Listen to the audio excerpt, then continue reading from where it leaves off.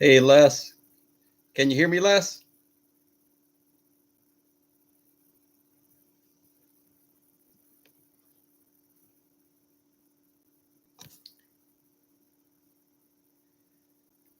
Pretty good, David. Thank you very much, Les.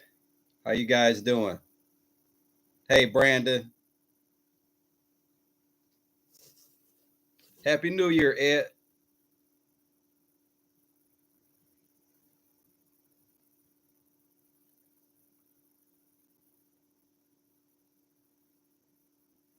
All right, you guys can all hear me, right? Pretty good. Pretty good, Les.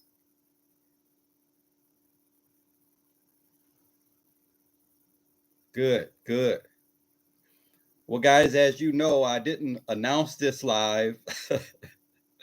I was looking at my, that's right, positive, positive, Marty. I love it. I was looking at I was going into YouTube and I saw that I haven't gone live since October. Long time. Happy New Year, Daniel. So you guys have probably watched some of the recent content, right?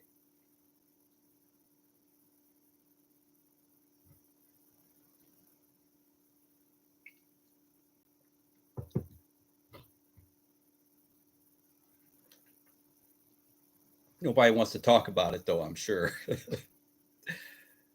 So guys, I'll tell you that that video that's right, postal clerk, you got it. That video that I posted yesterday, I filmed 3 different videos before I finally edited that one and or released that one. There was one that was a really I think it was a good video, but as postal clerk just said, stay positive. It wasn't as positive as I wanted it to be. So um it was a period of time. It was like for a week or so.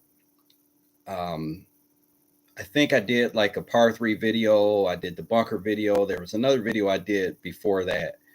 And it was like, I don't really get a lot of negative comments, but it was like a week to where it was just beating me up over and over. It was just, um, and it was only a few people, but the comments were relentless. And I'm just like, and that was one of the videos that I had made. And I'm like, I'm just wasting too much energy. Like you saw Robert Flint said, I'm wasting way too much energy thinking about negative people and trying to defend myself and comments. And it's like a lot of you guys said in the comments, it's like, you know, I'm not we're not forcing anybody to watch anything or to do anything. So it's amazing that people just can't just go on, move on to their other part of the internet. But this part of the internet, we're going to stay positive. I didn't want to just keep making, another video pointing out more comments and more negativity. So we're not doing that. We're not doing that here, guys. Happy New Year. 67 the high today, and I enjoy being on the chorus. Look at Jerry. Where you at, Jerry? Haters can pound sand. You got that right, Les.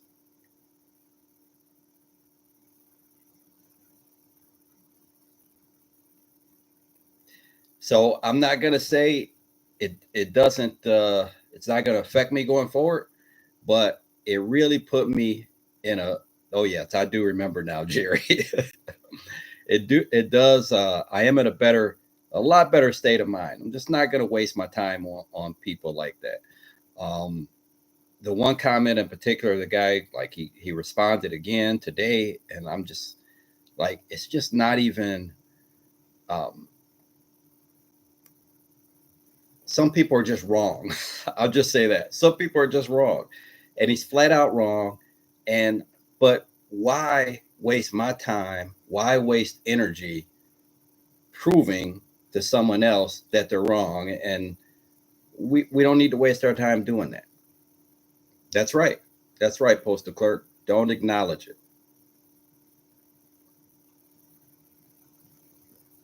Uh-oh, Jerry. Les is pretty good golfer. He's gonna try to get you in a match there, Jerry.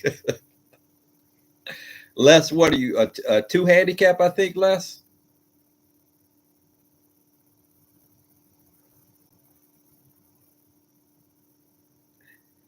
Yes, yes, it does. It does. I'll admit that. And yeah, that's Marlon. Not quite as bad here in the Midwest, but I think I played. I'll tell you guys about that too. I played a little bit yesterday, 1.7. So yeah, Jerry, you got a tough match with Les.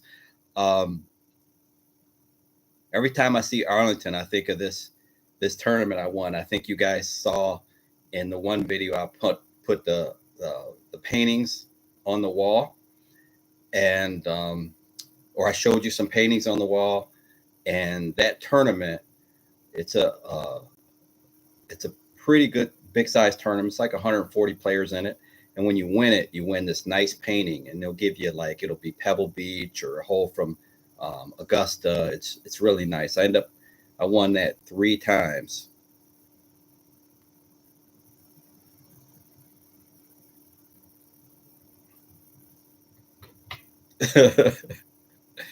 Les, you got to give Jerry strokes. Give Jerry 18 strokes, a stroke a hole, Les.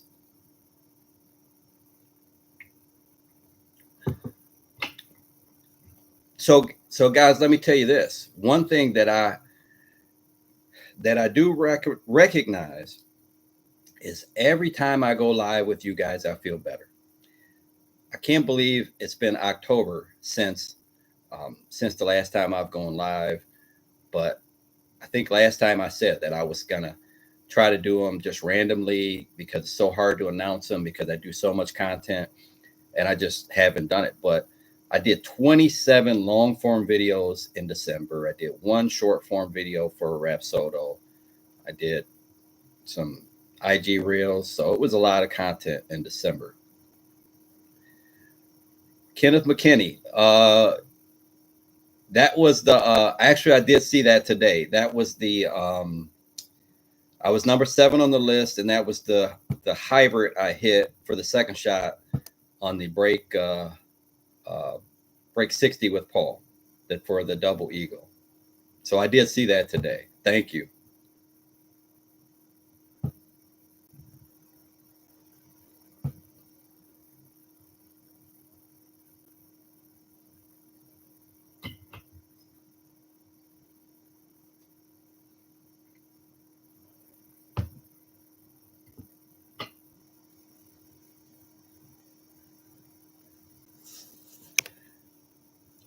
So guys, I've got a lot of content.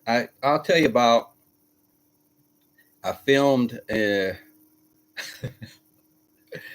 don't know if any of you saw the community post I did. I did a community post recently, and it was. I said an hour ago I was golfing, and it was snowing. Um, and during that round, I think it's probably going to be the first video you guys ever seen with a creator to where they're out playing and it's snowing because it was so cold at the beginning of that round. It was only 30, 32 degrees or so. It was so cold when I started that round. I got my mittens, I got everything, and I played 2 holes and I started warming up. I was only going to make a little 3 or 4 hole video. And I played 2 holes and I actually started warming up. So I said, well, there's the course I played, there's different holes you could go to. So I made it into a 7-hole video, and I think the last 2 or 3 holes it was snowing. I don't know if you guys are going to be able to see that on the film, but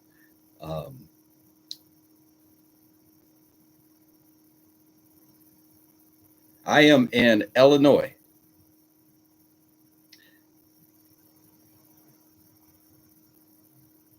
So let me ask you guys a question. Do any of you, when you play like in the cold or winter, if you play in the winter, do you play the same tees? Someone asked me this, I think last year, and I normally would just play the same tees year round, but kind of a change of pace, and it was kind of fun. I've been playing up. A lot of the courses now, you get to the wintertime, they just only have one set of tees out anyway. So I've been moving up. I played the course I filmed at yesterday. I moved up to the white tees, and most of the holes were like 300, 320 yards. I think the longest one was, the longest par four was 370. And the par five was one par five I played. It was like 480. And I never thought about that in the past, but it is a good idea, at least for me, something to think about if you play in cold conditions, to tee it forward a little bit. Up if the group wants to. 18 degrees in Michigan. Wow. Yeah, it's 18 degrees. It's probably right about the same here now. 58 at noon when you started. Okay. 82 in Honolulu. I won't see 82 for a long time. So yeah, Les, it was just a change of pace. I think just because it was one set of tees out and it was just so cold, I just thought I'd give it a try, and I've done it in some more recent videos too. I kind of like, you guys that watch the videos, I kind of like hitting my hybrids anyway, but it was a change of pace, hitting some wedges, more wedges into the green.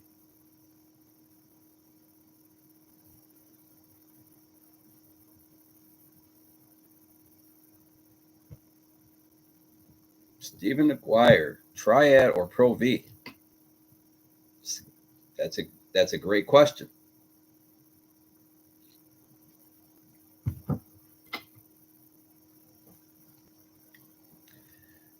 Triad or Pro V? That's a really good question. I would probably have to play with those two balls, maybe side by side, maybe test them out to see. You would think the Pro V would be better, but when I tested out that Wilson Triad, I really liked that golf ball. That was one of the balls that I really liked.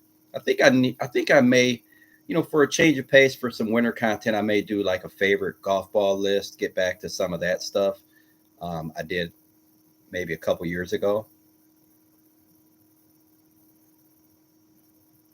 $30 to $50 increase from fall rates. Wow.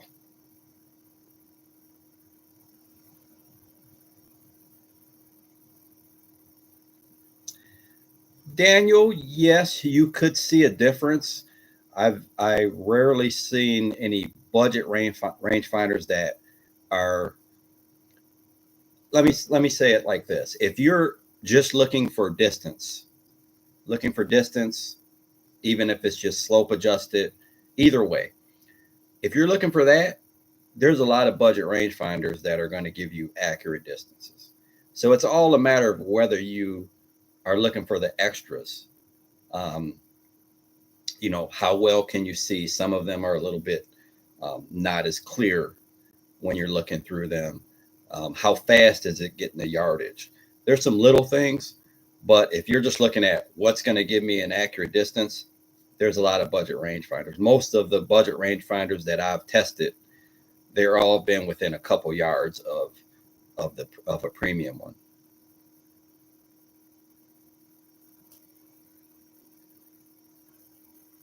Yeah, I think it's a good change of pace. And some of the things, Brandon, that made me think of that is, some of the videos where we did the break 50s, break 55, stuff like that, playing the forward tees. It's just, I was one that I would always play the same tees. And I just think it does give you a good look, especially a different look, especially if you're playing the same course a lot. Why not, give yourself a different challenge. You're going to hit different shots. The course I play the most, if I play the same tee, like the courses, you just have such a home course advantage. I'm almost always going to play well there.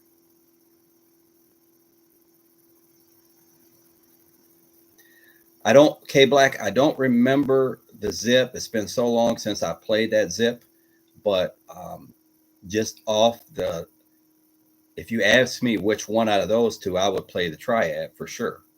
But I can't remember the zip, but the particulars on it. Yeah, that was pretty cool. That was in that break 60 with Paul.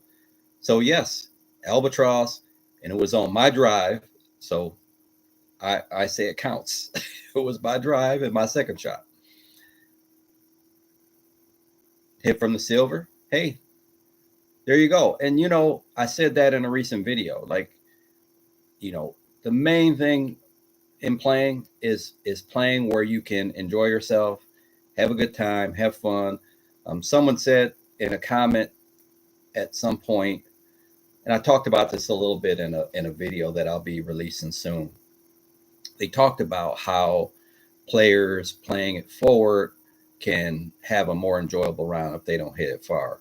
Well, that's not always the case, because I enjoy hitting my hybrids more. So if I'm hitting short irons into greens, I'm probably not going to have as much fun in general. So it all depends on what you consider enjoyable. Bodacious, I'm still playing the Strixon Z Star. I haven't gone away from that ball. I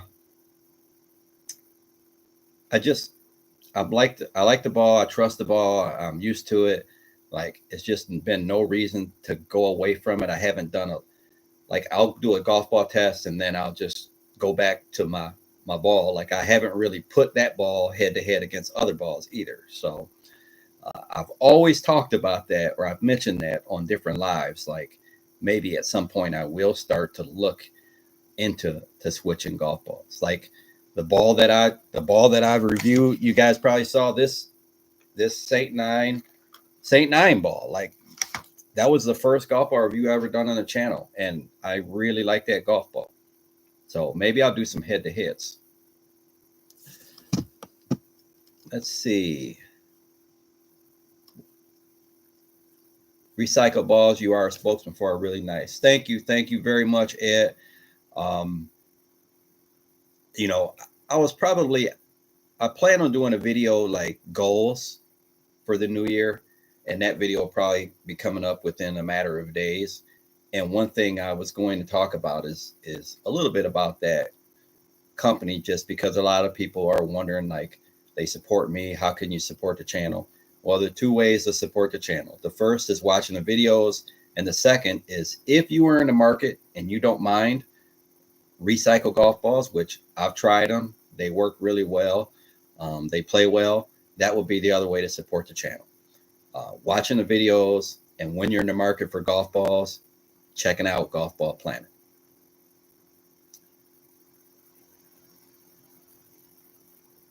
Really shoot at pins?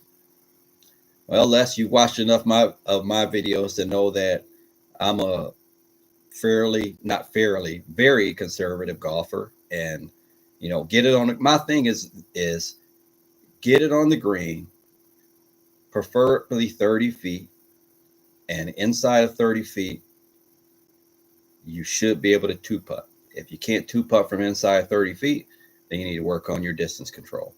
But that's my thing. And we all know that I putt from off the green, from the fringe a lot, hit my hybrid a lot, hit my hybrid around the green a lot.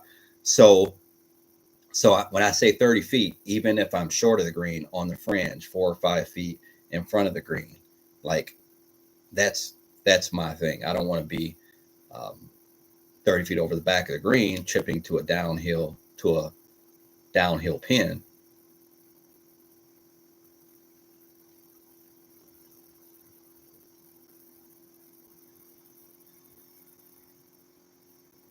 Rangefinder that helped the flag as my hands shake. Okay.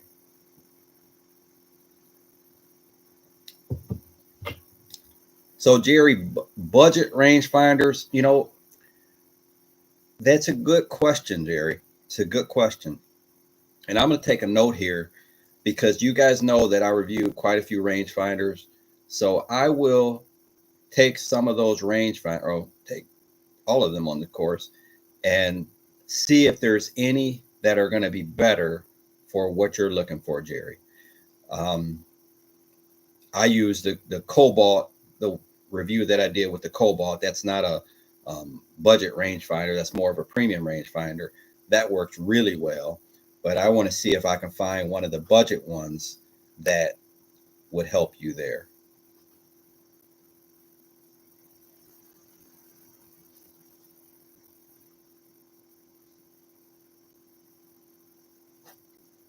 So I will do that, Jerry, whenever it gets to be 30 degrees or higher, where I could get back on the golf course.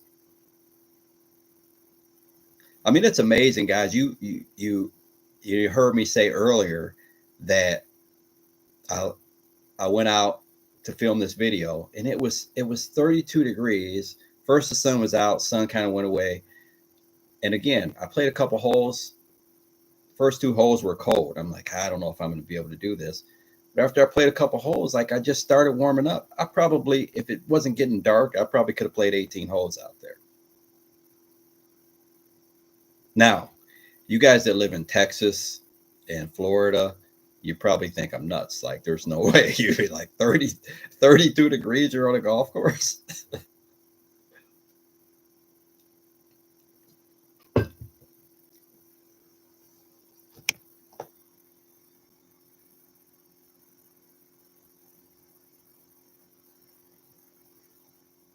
Yeah. There you go. There you go, Kenneth. Play whatever tees, you know, that you're comfortable with, that you're enjoying the round. You know, a lot of times if I play in tournaments and things, I have to, of course, if I'm playing a practice round, I try to figure out what tees we're going to play from, but I get it. I'm probably, you know, right now, if it gets, I've done videos in the past. You guys seen some of the videos playing from 7,000 yards and all of that. And, you know, those videos are they're fun to do.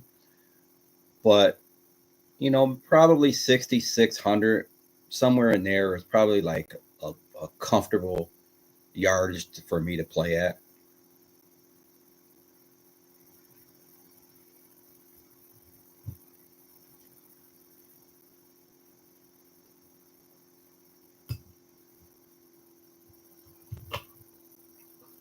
Play best ball, absolutely love it. Gives you a boost of confidence. There you go.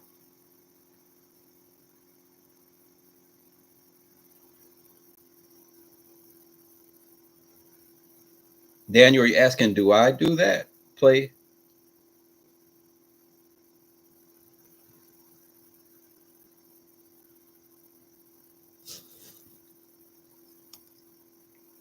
I generally play the same ball throughout the year.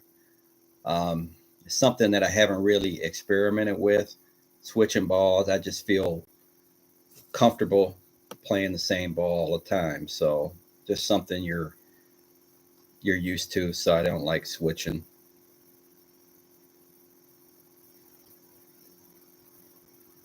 There you go, Jerry. I love it. I love it.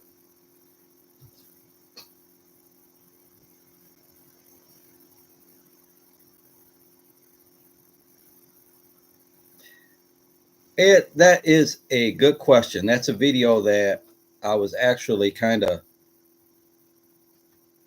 planning on doing. So are you the beginner? Oh, who you want to introduce to golf?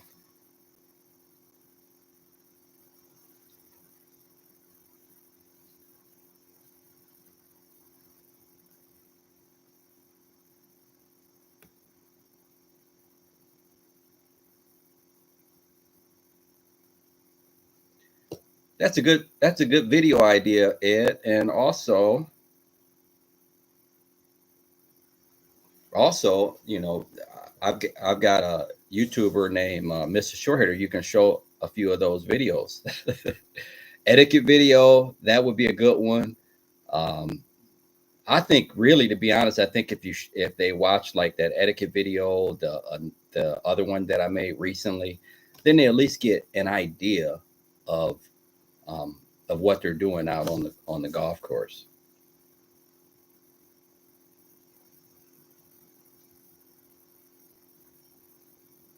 But keeping up the pace is going to be the big thing. Um, Obviously they don't need to play the same tee as you're playing. If they're just a beginner, they can, you can tee off from different places, either a forward tee box, the fairway. Obviously, you would want to take a beginner especially if they were going to have trouble keeping pace. You would want to take them out during off times, no doubt about it. Like I've seen golf courses where you've got beginners trying to teach beginners on a Sunday morning, and it's like, what are you doing here? Good evening, Bird Hunter 123, Vandalia, Illinois. Is that where that is? I have never heard of that. Where is that at?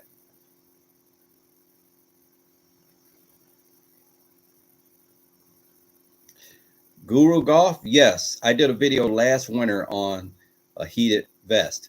Now, I've got some videos coming up, guys, or a video coming up that'll probably, one thing I was about to say is the heated vest that I did a video on last winter.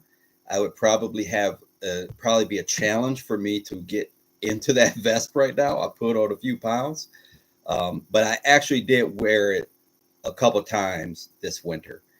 But it was the one I had wasn't too expensive. There's a link in the video description. I'm not sure if the discount still applies, but I think it was like $80 or $90. And I got it last winter for review, did the video. I've used it a couple times this winter, like I said, and it works great. It works great. The day I used that, it was a very, very cold day, and it actually has 3 heat settings. And I got to the 5th hole, I think I was playing, 4th or 5th hole, and I actually had to turn it down to the lowest setting. My body was so warm. And once your core is warm, you're good. If you can, that's my thing during the winter, trying to keep keep your hands warm, core warm, you're good. That video, and I think Gail Murphy in the comments said that I should do an update on that video since I had that vest for a year. So that might not be a bad idea.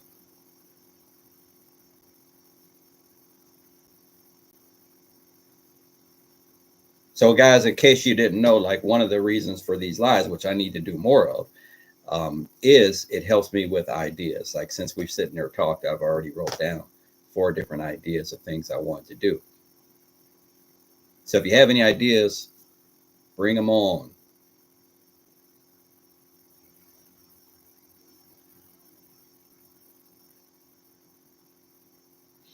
Yeah, you guys, 45 degrees, you probably don't get below 45 degrees too often.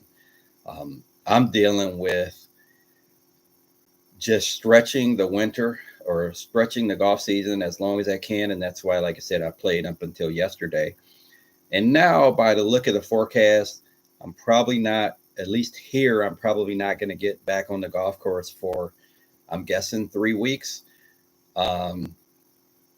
But I have been thinking about a little road trip down, somewhere a little warmer, maybe down to Tennessee or Kentucky or something like that, just for a few days. And my brother lives in Vegas, so I may make a trip to Vegas this winter.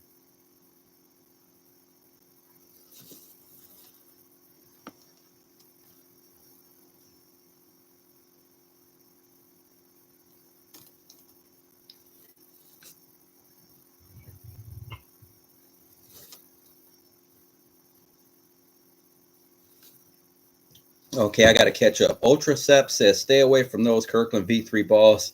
You'll be Mr. Super.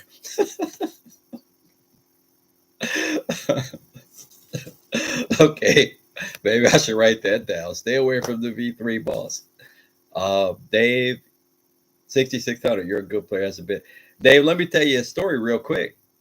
Now it's been five 5 years now, 5 years now, but 5 years ago I was not any longer than I am today, and I qualified for the state am. Some of you guys might have heard this story, but I qualified for the state am, and the qualifier made 18 straight pars in the qualifier. Missed like a 4-footer for birdie on the last hole to shoot one under, but 18 pars. That was great in the tournament.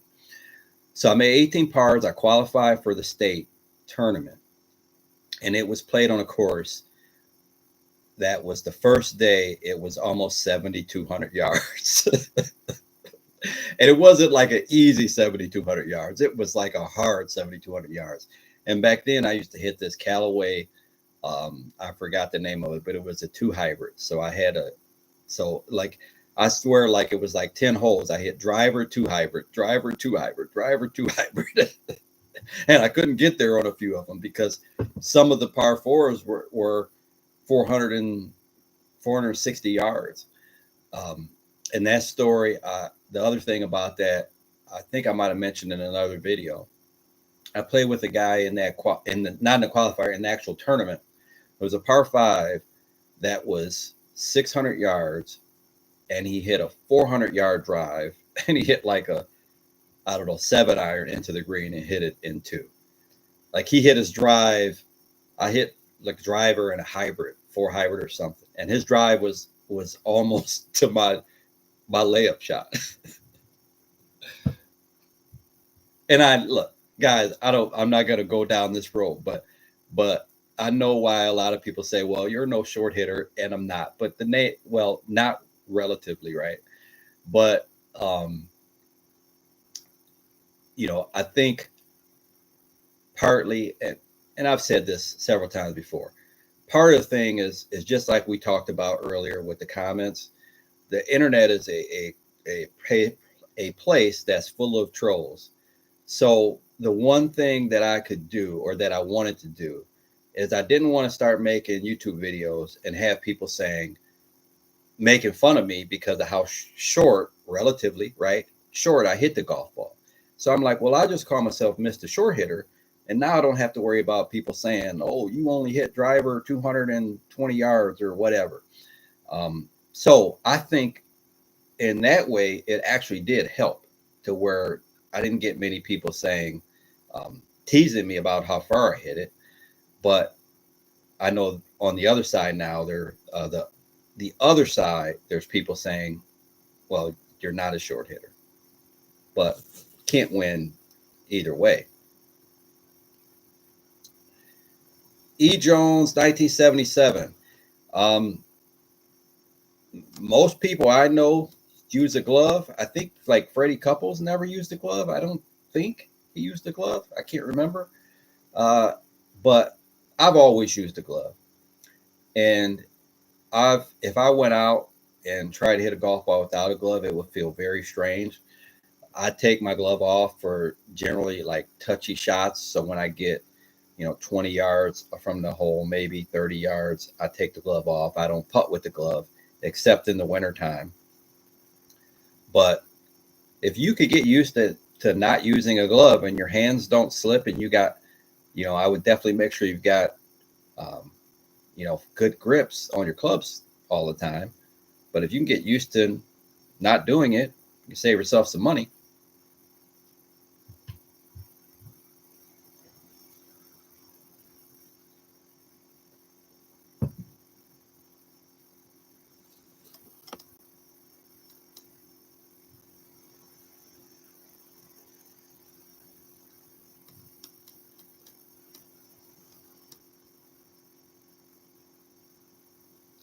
Okay, I'm catching up here. Ed Tully, what about like a best ball approach? I love it.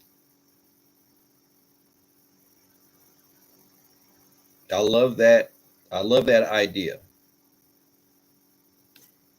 That would be a great way to get them into the game. You're not worrying about the poor shots that he might hit. Maybe You know, like you've watched some of the break videos that I've done with Jeff. I talked to Tom today, and Tom says he's looking forward to doing some of those in the spring with me. Um, but that would be a cool idea too. Maybe it'll be a change of pace for you two. Play from the forward tees, try to break, whatever score that it get, par or whatever that might be.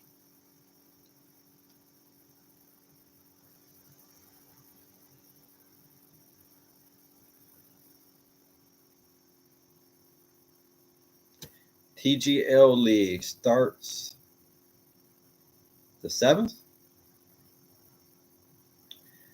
Daniel, yes, I am planning on going to the Chicago Golf Show. I was actually thinking about that. I was telling someone yesterday, it might have been Paul. I do want to do, I'm going to go to, I know for sure I'm going to go to Chicago show. There's a show in Tinley Park. I'll go to that show.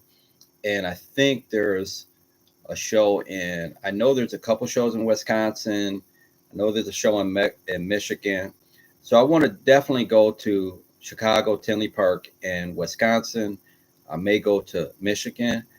And I want to, for anyone that lives in those areas, I kind of want to do like a community post or maybe talk about it in the video. So I'll let, anyone that lives in those areas know when I'm going to be at the show, just so that I can kind of meet some of you guys that are supporting me.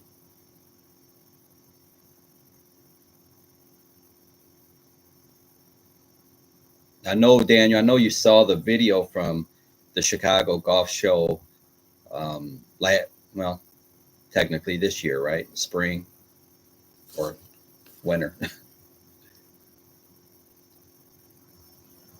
Yeah, Les, it is going to definitely be interesting how that works out.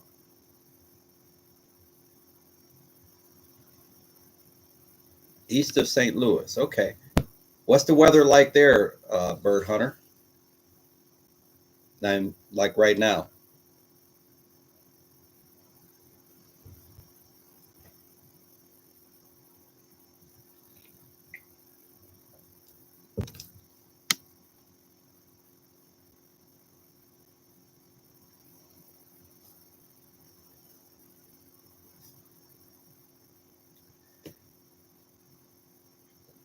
Okay, Stephen, you brought up something that was very interesting and you've upset me.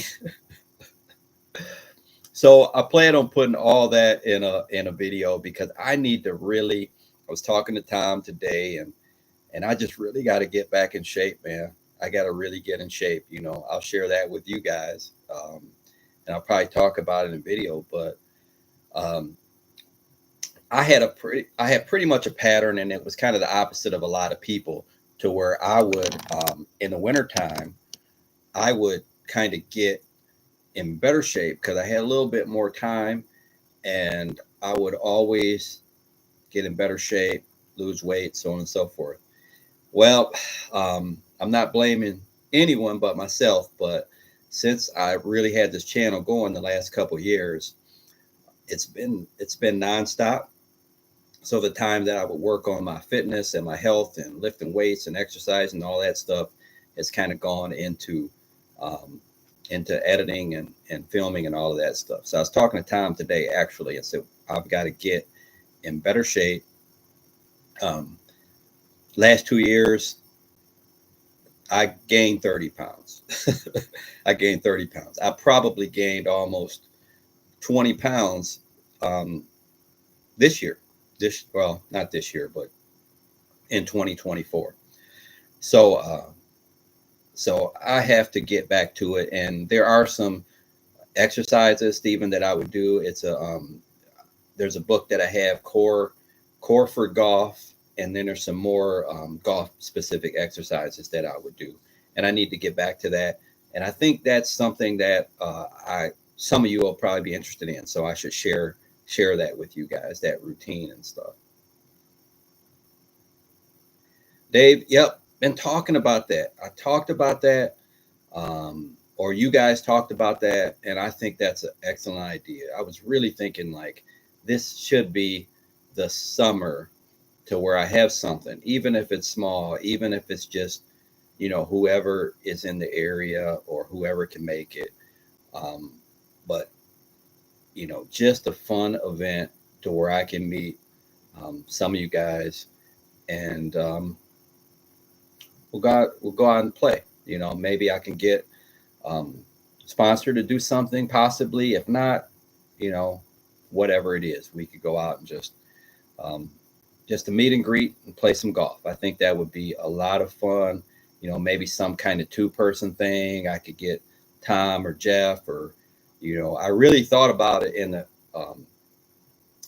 last summer, and I'm like, it would be so cool to be able to do that and have Tom and have Jeff um, and have Brian and have Paul and have some of the other people that you've seen on the channel like EJ be there, and I think that would be an awesome thing, and I'm going to see if I can put that together. I think it would be pretty cool. Les, Les try to get me out there to beat me. I know you, Les.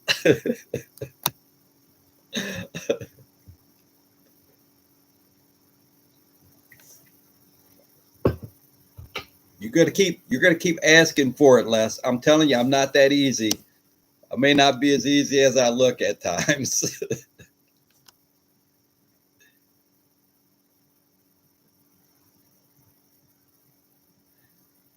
Yeah, David, that was 7,200 yards. Yeah, that was brutal. And I didn't play well at all. I'll tell you. The funny thing is, I had played my previous 36 holes tournaments were I played in that qualifier and I played in the mid-am qualifier. So I made 18 pars in a row in that qualifier. Then I made 17 pars and one bogey in the state mid-am qualifier. So then I get in the final tournament, 7,200 yards, and I birdie the first hole. I'm like, okay, now our birdie-less streak is over. Now we can roll. Well, the course won that day. The course won. I think I shot like an 80, 81 or something, 82 maybe.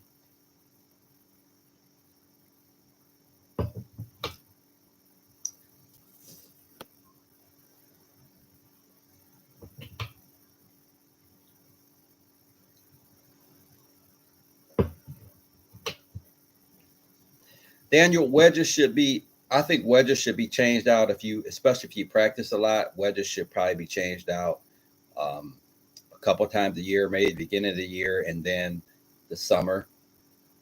If you practice with wedges a lot, um, you could probably get away with, depending on how much you play. Of course, you might be able to get away with keeping the same grips for a season on your rest of your clubs.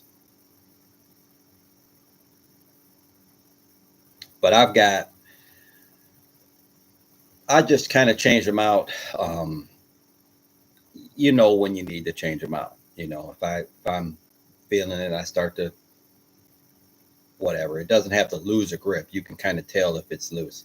The cool thing that I've had times to where, I didn't get to change my grips or whatever, and I had a tournament coming. I got this spray. I think you guys may have known. It's this spray you can like spray on your grips, and it makes them tacky, and it'll at least get you through that round. And that's what I used to use the Brian's dad's club in that video, because those grips were from 1980 probably.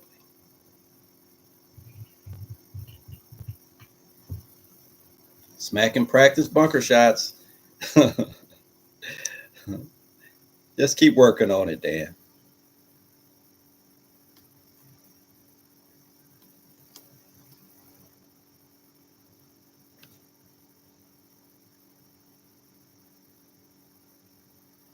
K Black, are you messing with me? Your take on 195 average 7-iron? I don't know if you're messing with me or not.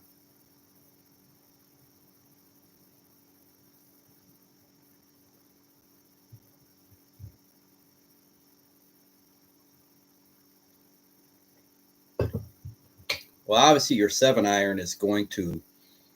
Um, there is a correlation between how far you hit your 7-iron and how far you're going to hit your driver. It's not like a exact correlation, because I know people that hit their iron shorter than and hit their driver longer than you would think, and vice versa. But you're not going to get someone that hits a 140-yard 7-iron and hit a 330-yard drive. But if your 7-iron averages 140, I think you're right around the average of the average male golfer. Probably hits it about 140.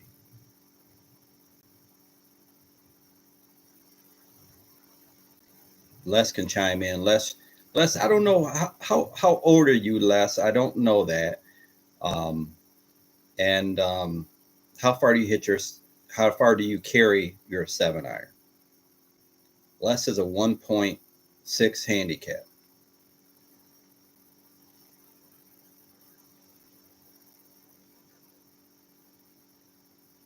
Select drive is good for beginners and high handicappers too. Hello, Paul. High 20s supposed to get a lot of snow Sunday. High 20s, Bird Hunter, huh? It's pretty cold. It's about the same that's here. That's right. All right, Postal Clerk. We'll catch you next time. Thank you for all your support. I appreciate it.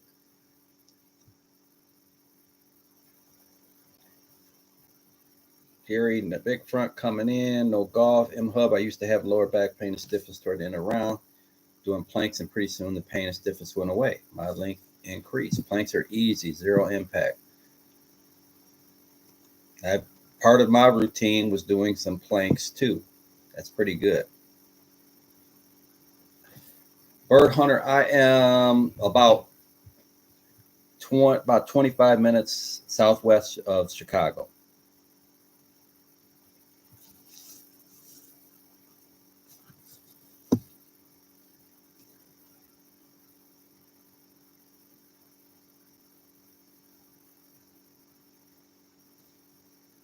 You're all mouth.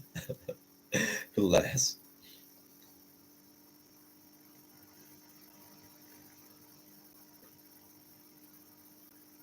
Music during golf? I generally don't play music during golf, but and I've said it in videos, as long as your music is not I don't think it's anything that's going to go away now.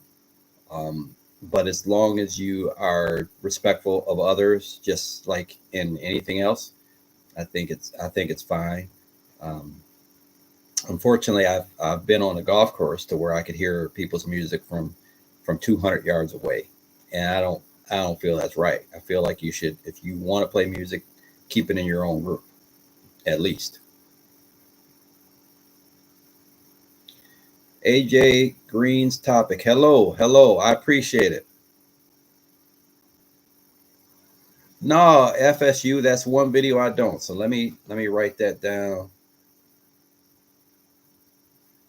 58 years old, 59 is money, 7-iron carry, 155. Very good, Les. So let me take a wild guess, Les. I'm gonna guess. So you carry,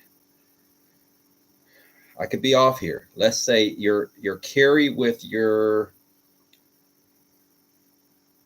driver 250. I almost want to say 245. Let's say 250. 250 carry with your driver, Les.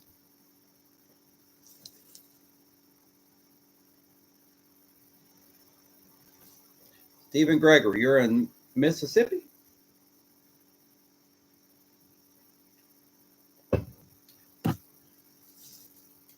All right, Burr Hunter, will do. Appreciate you, buddy. Thank you very much. This is very therapeutic for me, guys, by the way, especially after what I've been 240 to 250. I got you down, Les. Les, that's perfect. So if we play, then I can put the pressure on you with my approach shots. Just like I said in the 7 benefits of being a short hitter, I can put the pressure on you.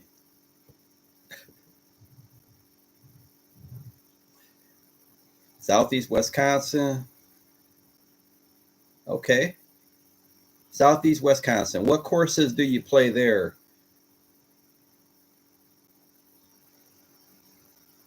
I played a course in Racine.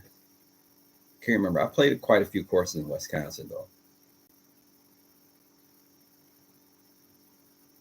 Making doubles and bogeys and double bogey.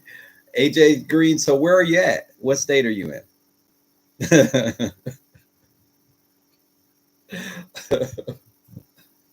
Less.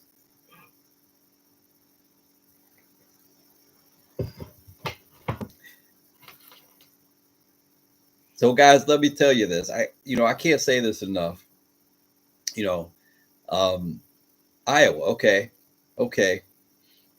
I can't say this enough, guys. Like I said, you know, if, I know you guys are on this live, so you definitely watched the videos that I recently done, and you could probably sense it that it was getting to me, and now I decided to just let it all go. But but man, I'm telling you, the support you guys give me, if it wasn't for that support, there was no way that I could do it. There's no way I could do it. I've been a person, I've always prided myself that I never let other people get me down. I never worried about what other people thought of me. There's one person that I wanted to make proud, and that was my grandma. My grandma raised me from a baby. So happy New Year, Scott. My grandma raised me, so I did not worry about anything anyone said on this earth except my grandma. So everything I did in life was to make my grandma proud. Um, so what people said about me or to me, or like, it never affected me. And so I would never even suspect, once I started doing this, that I would um, let negative people affect me. And I don't know what's different about YouTube than life, because in life I just keep walking. Whatever people say, who cares? Um, I don't know. I don't know if it's because of how hard I'm working on this stuff. I don't know if it's because of the pride that I'm I'm putting the time I'm putting in. But you make a video and you spend 4, 5, 6 hours editing a video. Um, by the time you're done, you put 8, 10 hours in this thing, and for someone to just chime in and say something stupid, I was letting it get to me. But no more, no more. Got to focus on what's important, and that's man. You guys just like overwhelm. It's the support is like overwhelming, you know, overwhelming.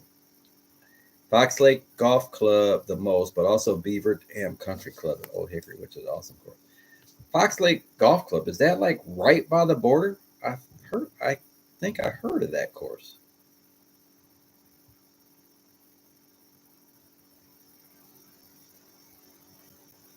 Yes, yes, yes, AJ, yes, 100%, 100%.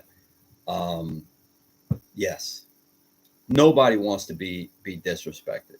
You know, you think about the way you've um,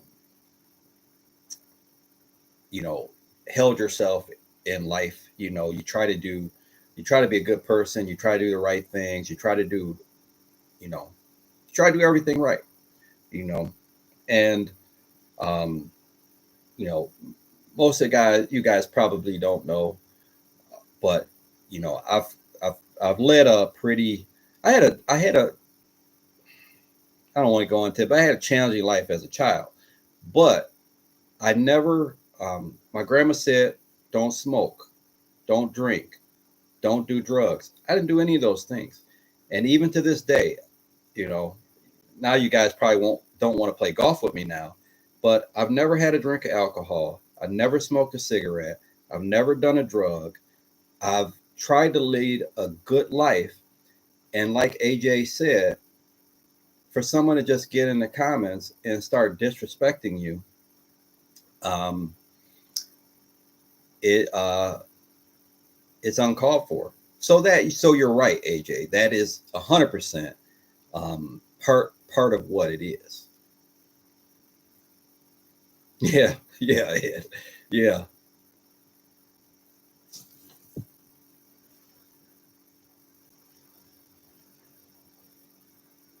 Yeah, Ron. Someone said in the comments today, they said, we look at people in the comments and we look at them as if they're just like us, right? They're just normal, normal people. But sometimes people that are lashing out and being disrespectful and saying mean, negative things, sometimes they have real issues and they're not just normal, everyday people like you and I. Um, the one guy that was problematic for me, he commented again today. And I'm starting to think, like, is this, he said something, and I'm like, is just, I started to think maybe it was a kid, maybe it was just like a kid just being stupid because he didn't seem like, it was just very immature. I'll just say that. So yes, yes, some of them have real problems. I would say most of them have real problems.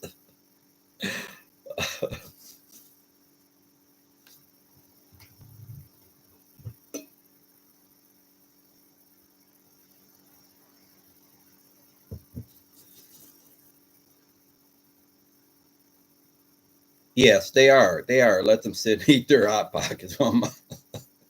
Dave, did you say that in the comments?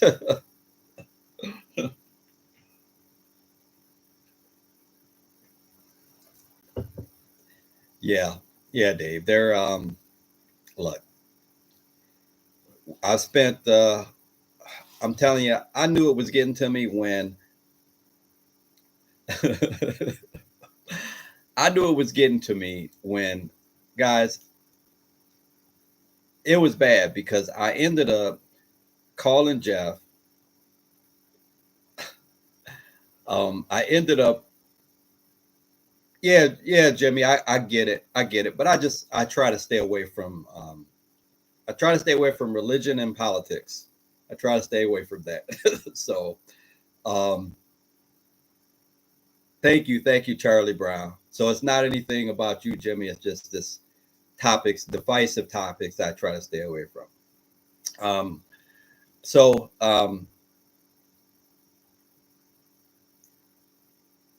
wait a minute. Where is that, Dave? I lost my train of thought there. Anybody remember what I was talking about?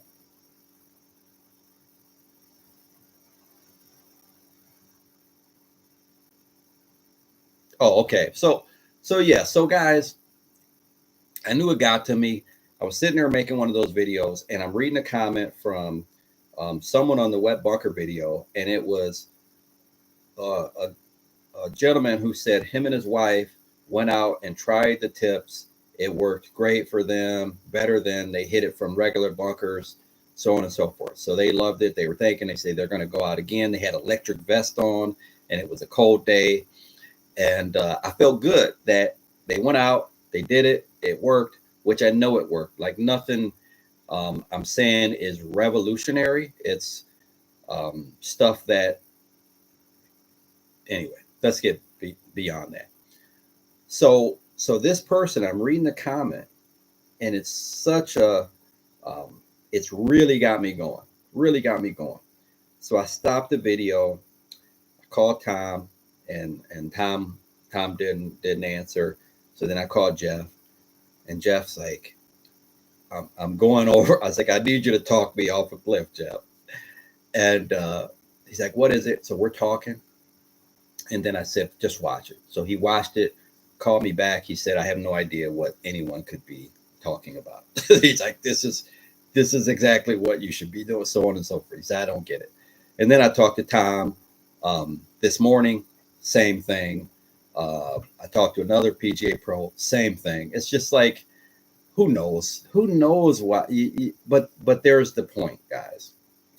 Um, I get into this thing, and I want to get out of that to where I'm trying to defend myself because I literally was going to get a Illinois PGA teacher, former teacher of the year, to like critique this video and explain what I'm doing and why it's right.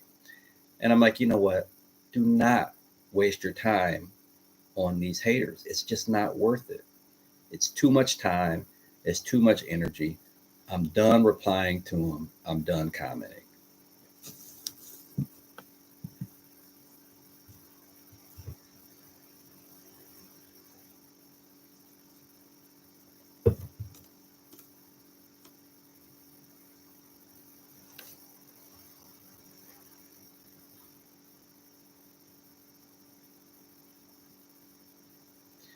All of my YouTube favorites are battling negative attacks on a regular basis. Guys, this was a foot race. They be watching. Keep it up.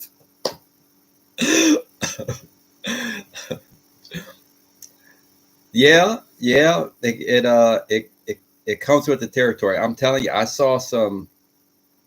you know, I saw some YouTubers. I don't really watch them, okay, and you guys will probably know who it is, but I don't really watch them just because it's not the thing that I watch. But they're good, they're friendly, they're nice people. It's a guy and his wife, and they look for clubs. You probably know what I'm talking about. They look around for clubs and thrift stops and this and that, thrift stores, PJ Superstore, and you know, it's just a nice, they're friendly couple. There's nothing controversial.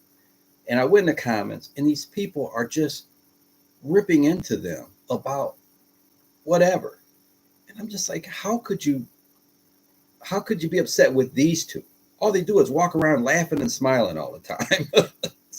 it's like people are amazing. People are amazing, guys.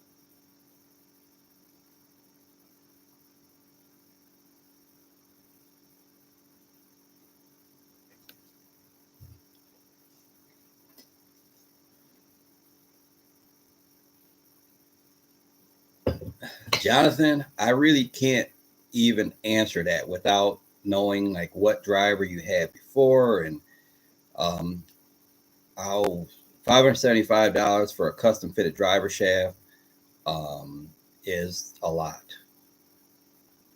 But it's I don't I don't know. I don't know. I will say I have never done that. I've never put a $575 shaft in a driver, but I can't say it's wrong. I'm not going to tell you that.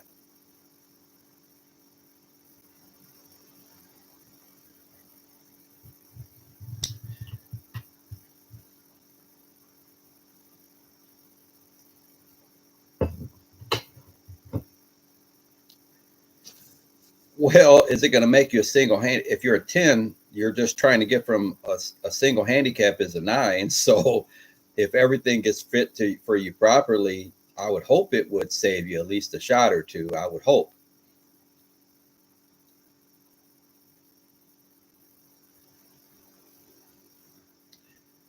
You got it, Jimmy. Thank you very much, man. I appreciate your support. Thank you. Nice people, aren't they, Daniel? They're nice. There's nothing negative. I don't know why anyone would lash out at stacked golf. Like, it's ridiculous.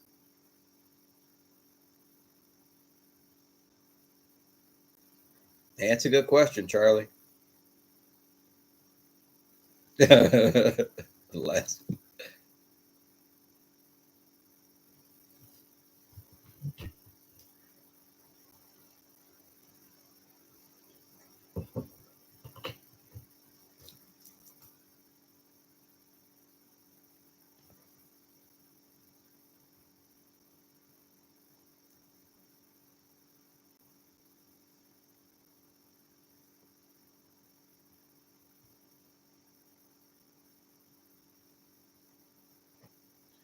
So so AJ, I just wrote that down because that's a good video in itself. it's hard to just give you a couple things here. So I wrote that down. I'll make a video out of it. I made a decision when I made the bunker video and I got some of the negative comments. I'm like, you know what? Can't worry about any of that.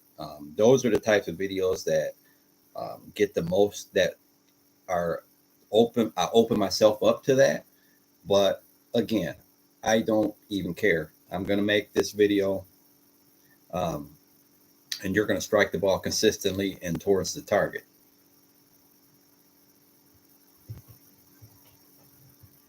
Ron said they're drunk.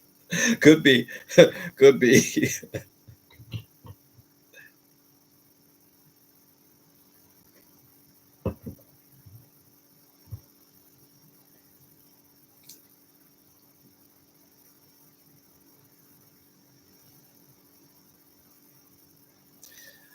Well, Jonathan, I'm going to say this. I can't say what they do at Club Champion. I'm not going to say anything negative about anyone, really.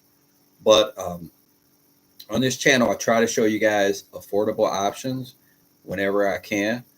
Um, my driver entire, like, did not cost does not cost 575. Um, yes, if you get new shiny things every year, you're going to be spending a lot of money. So I try to get to where there's more affordable options out there. But I also don't tell people what to do with their money. Like, everyone's in a different situation. I've had people in the comments say, no one should spend $50 a dozen on a golf ball. Well, how could you tell someone what to do with their money? If someone is, if one person is living check to check and another person is making hundreds of thousands of dollars a year, how can you tell this person not to spend $50 a dozen on a golf ball? We don't know what your situation is. But I try to do more affordable options whenever I can. And driver, iron, wedges, woods, etc. I think if you got a new driver today, or I would say it's probably worthwhile to change drivers, let's say once every, realistically, 5 years. There's no way a person really needs to change drivers from year to year. So that's my opinion. I would say most of your clubs are that way. The technology is not changing that rapidly to where you need to switch clubs every year or every other year or every third year. So that's what I would guess as a necessity, 5, maybe 6 years. Now, if you got the money and you want to upgrade, then that's a whole nother thing. But that's when I would advise someone.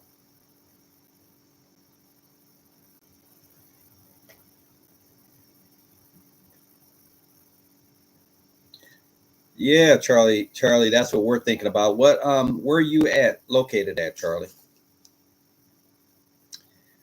Thanks, Dave. I appreciate it. I just wanted to come in for a quick one, but I'm going to try to do this more often. I haven't had a live since October, and I planned on doing them a lot more frequently, but I've been doing a lot of content. So I did 27 videos in December. So I'm going to try to get do this more often. Every 2 weeks would be great, but at least once a month. Thank you, Dave. Man, I appreciate everything. When I say I appreciate it, I mean it. The comments that you guys give me are what keeps me going. That's okay, AJ. That's okay. You're in the right place, man.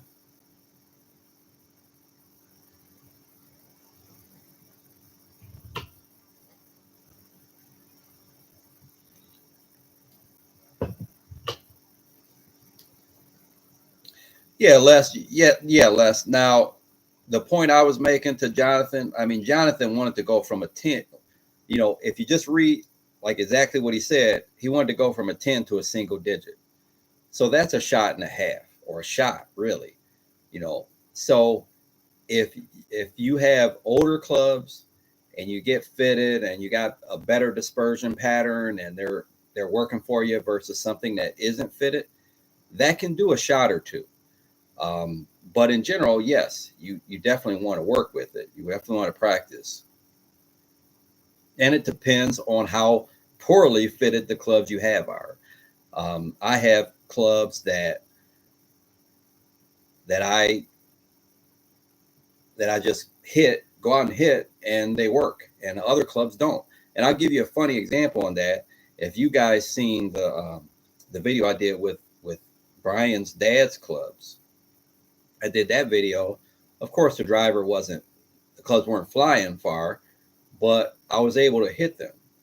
The previous year, I did a Halloween special. I played three holes with some older clubs, just like that, and I could barely hit the things. So I just think it makes a difference how poorly fitted something is too. There's someone in the comments that said something about how clubs don't really make a difference. Well, I went out and played Paul with a set that he just picked out of a bag for me, basically, and I just snap hooked these things, and I couldn't do anything with them. I think I shot like 6 over for 9 holes or something. So again, it depends on how poorly fit the clubs you are playing now are also. But in general, yes, you have to practice.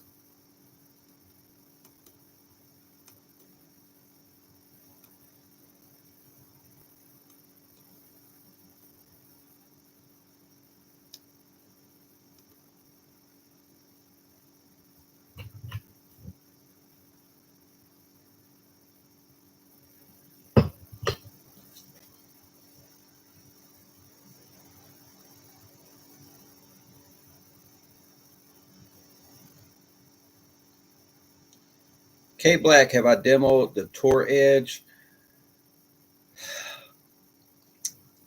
That brings back memories.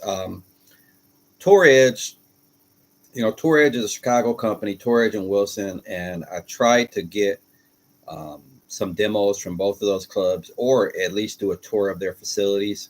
And I got nowhere with either of those companies. So I just wanted some demos to try out, and I just couldn't. So no, I was not able to do any of those clubs.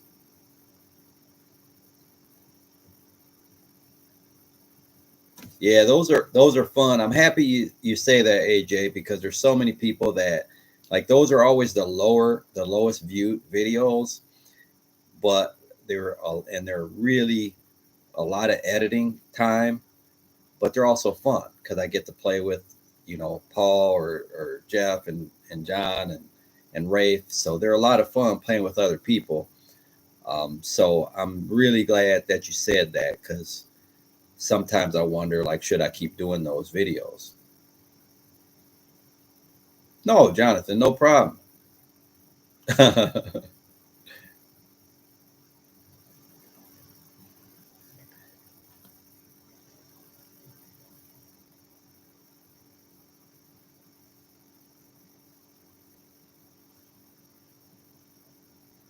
No, Jonathan, you can ask whatever questions you want, and when I make a video, feel free to ask in the comment section of those too.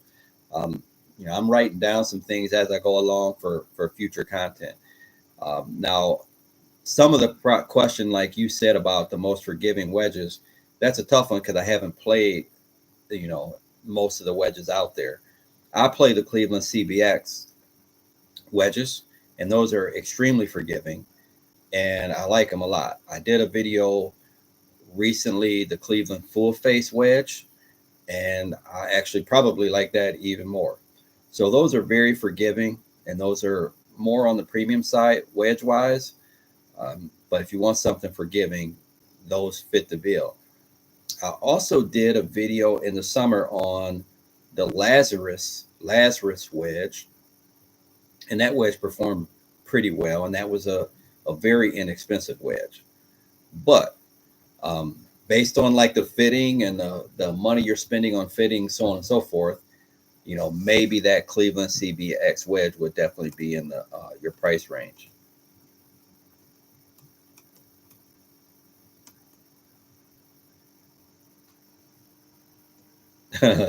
Great word sport. I love it. You're right.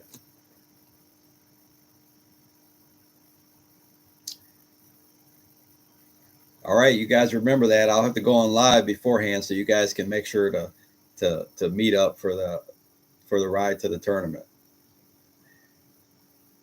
Yeah, Alan, it's still live.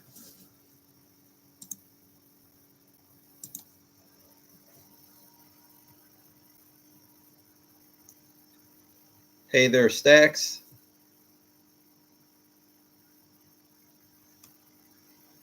Massachusetts. Hey, Alan, I thought you were back already.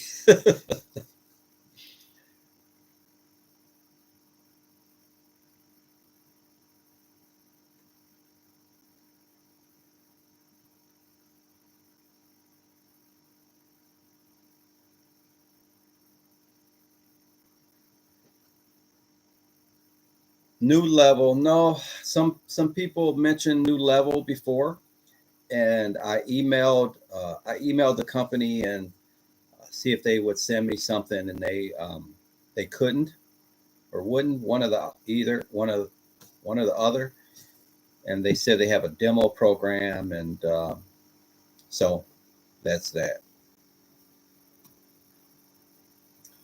Thank you very much, Eden Lawn Services. I appreciate it.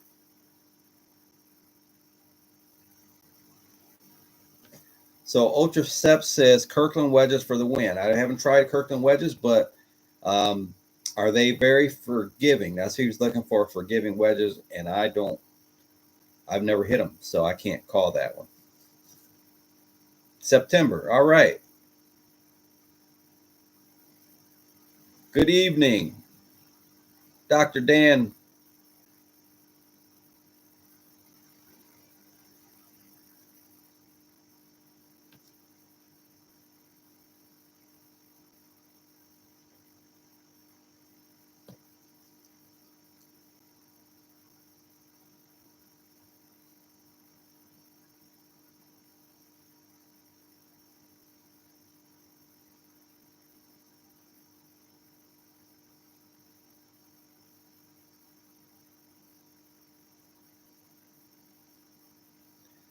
So Ron, I'm not sure this is going to answer all your or fix all your problems, but I do have a video on the channel, probably from a couple months ago, on called "When the Swing Won't Work."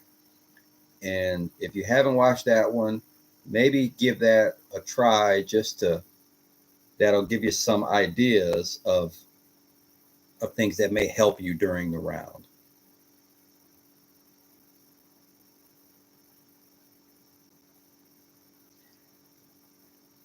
AJ's green topics. I appreciate you, AJ. I really do. I see you in the comments, and trust, I appreciate you watching, man. Thank you very much. I appreciate all your support. Thank you, K Black. I appreciate it. Thank you so much. I'm gonna repeat it again for you guys that haven't been here. You guys are the best. That's what I'm gonna tell you. You know, I have to come on after I haven't been live since October, but I had to after the last week or so that I've had. I had to get on here and talk to some of you guys, and it always gets me in a better frame of mind. But we are positive. We are positive going forward. Dr. Dan Amplifiers, thank you so much.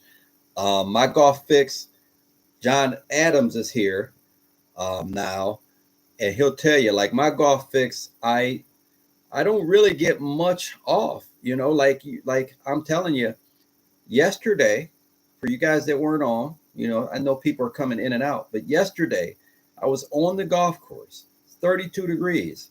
I'm on the golf course. I played 2 holes. I'm freezing. After 2 holes, I start to warm up, and I play another 5 holes. It was just going to be a 4 hole video. It turned into a 7 hole video. So I really don't get a lot of time off. I've generally been playing throughout the winter. Like, surprising enough, in the Midwest, like, we've been having these mild winters, and by mild, I mean days where it gets into the 30s.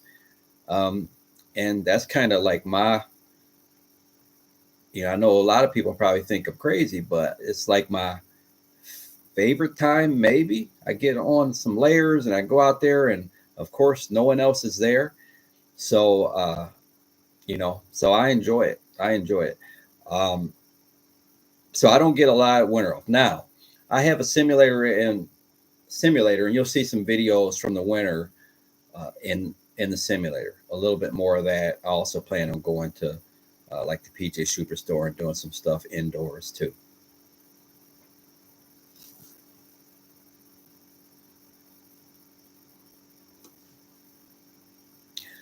Okay, so Dr. Dan, were you asking? I don't know if you were asking me what you should do for the winter. I thought you were asking what I do for the winter for my golf fix. So correct me. Was that for what you should do? Yes, yes, maybe that was.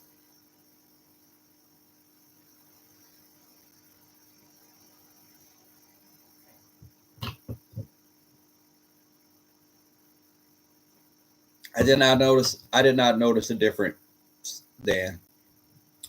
I did not notice a difference in those two balls.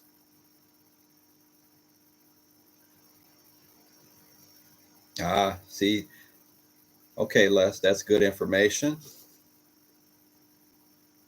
Yeah, see, there, Jess Hoods is in Tinley Park, which is probably only 25 minutes from me or 20 minutes from me, and he said he played all 12 months.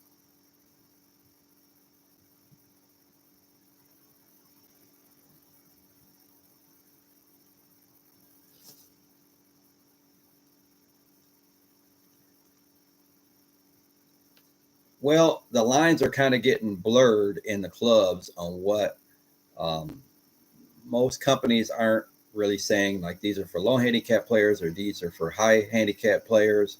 Um, someone at a 10, a player's iron. When they say a player's iron, it's probably not going to necessarily be an iron for you. Maybe, unless you're a good ball striker for a 10, maybe like more like a player's distance iron are generally going to be a little bit more forgiving.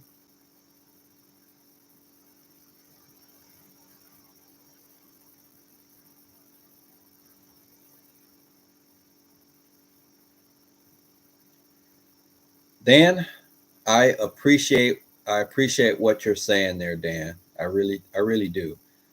Man, I can't say it enough. I really can't say it enough, guys. I,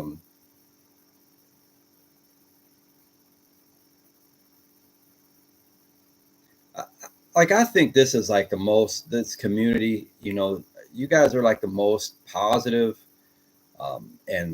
and maybe that's why the negative people got to me because few. They're so few and far between, and they're so out of place in this community because you know like you guys like you let me know what you want to see, and I try to make it, and you let me know what you like, and you tell me you appreciate it, and I just feel like you guys rock, man. That's all I can say.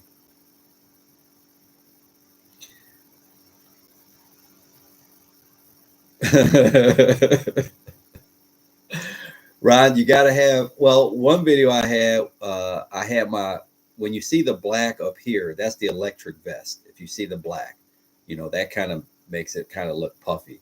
But if I don't have that black vest on, I have 4 layers on. As simple as that. I have 4 layers on. I got the mittens on between shots, thermal, long sleeve. I have another jacket under this and this jacket, and I don't feel too bad. Dan, I get it. I get it now.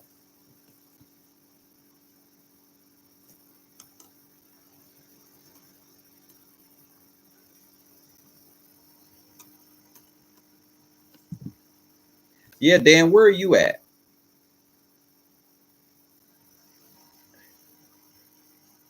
You must be. like it's a little north of us. I think like even when you get in Wisconsin, Nick, like it's the temperature change is pretty drastic.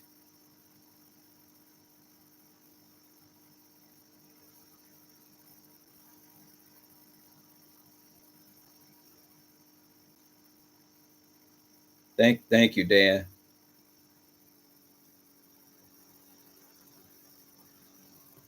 Massachusetts golf weather.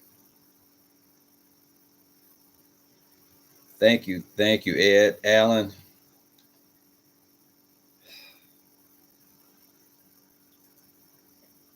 Thunderhawk Trophy.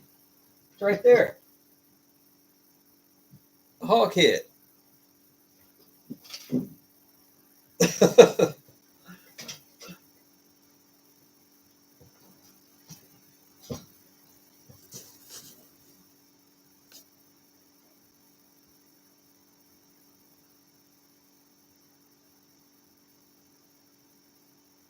Wow. Yeah. Yeah, Dan. That's tough. That's tough.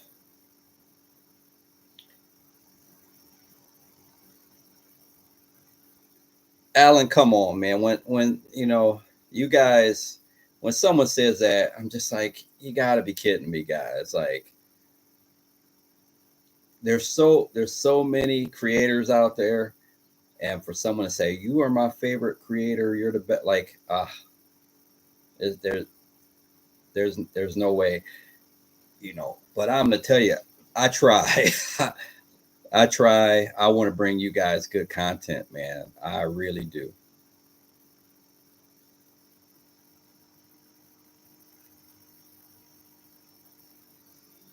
Guru Golf, thank you. Thank you.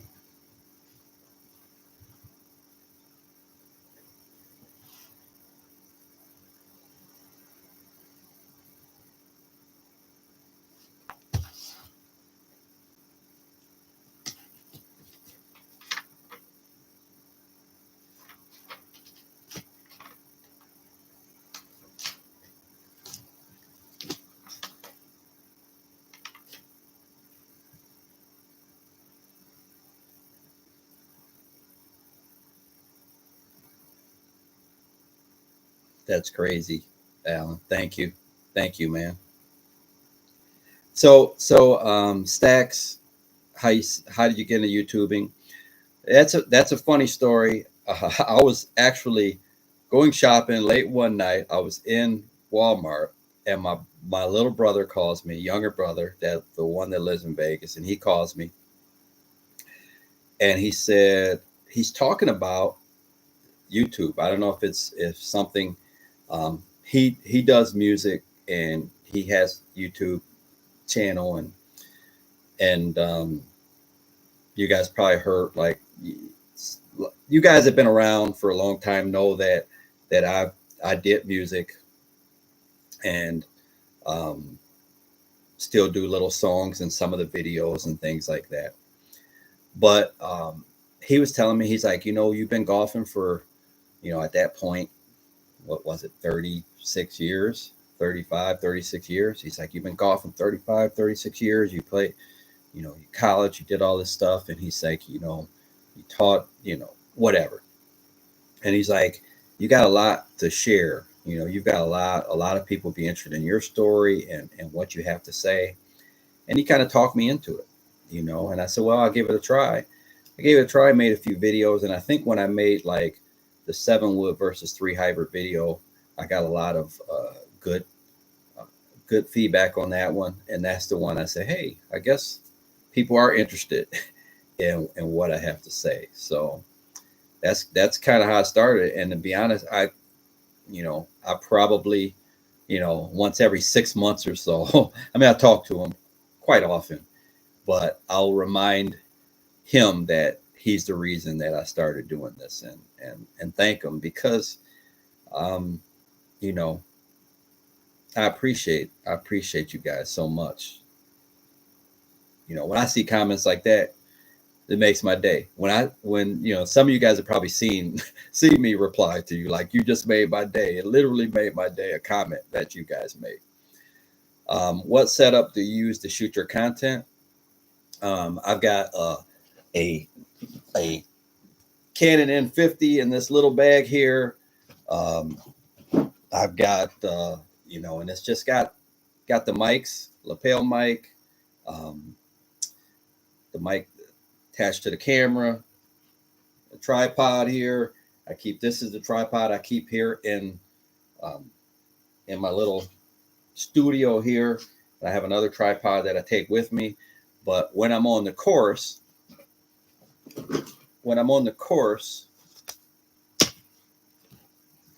of course it's not in here. All right, it's not in here. But when I'm on a course, there's a little clamp. I actually did a video on it. It's a little clamp, and clamp it onto my push cart and screw the camera in, and that's how I do most of the rounds when I'm walking. You could also clamp that to a cart or to whatever. So that's pretty much my setup. That Canon M50. Sometimes if I hit a shot to where I may have a second camera or my phone and put that in there like I did in the bunker video. I'm trying to think. That's pretty much it. It's pretty much it.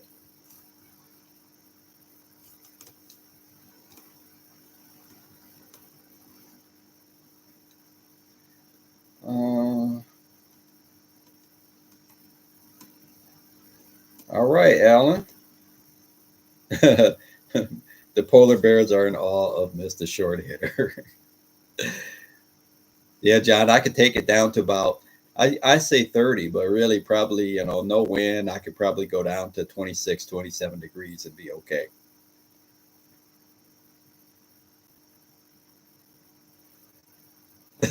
You and Mike, you got it, Charlie.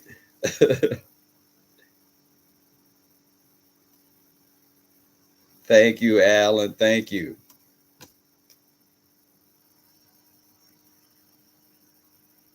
You probably heard all the songs. Someone, I don't know, someone was telling me in the comments like a couple of times. I think it was Monty. He's probably not on the live, but a few times he's like, it's time for another song. I haven't done a song in a while because I've done the intro song. I did another intro song, a new one that you guys voted against. That was when I hit, I think, 3,000 subscribers, I think. And the Playing at the Druff song, the rain video, cold weather video, and wind video. So I did those three. Oh, and the I Can't Putt, the I Can't Putt song. That was a fun one. That was a fun one.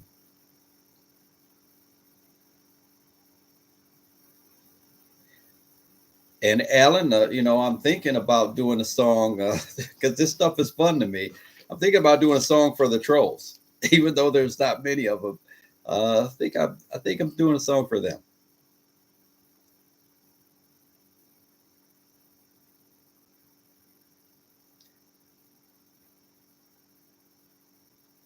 Such a good example. Thank you, Ron. Thank you, Dan.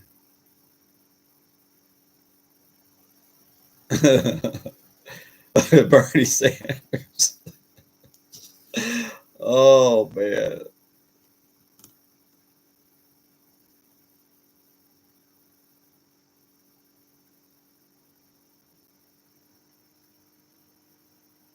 Oh, Dan said, okay. Dan says the trace, that is a app called Shot Tracer Pro.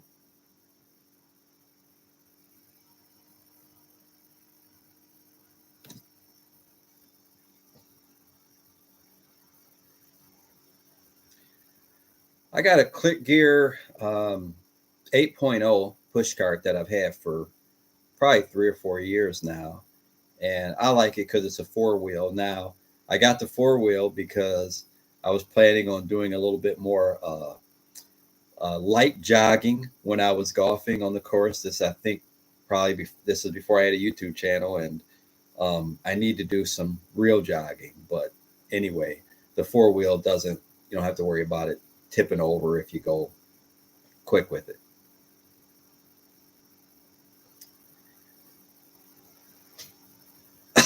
There's Monty.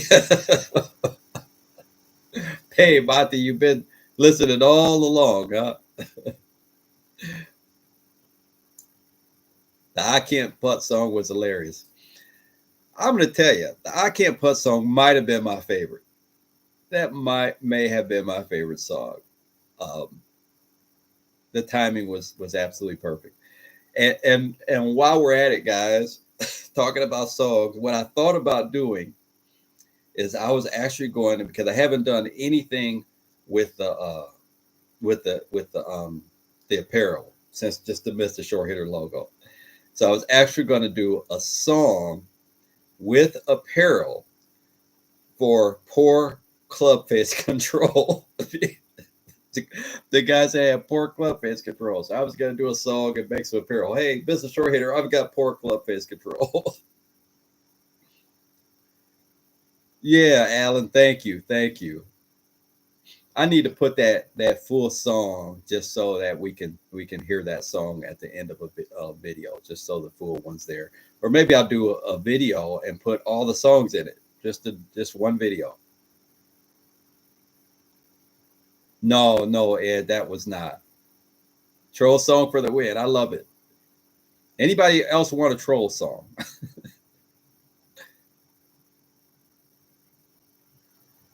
That's right. Mr. Shorthitter Open.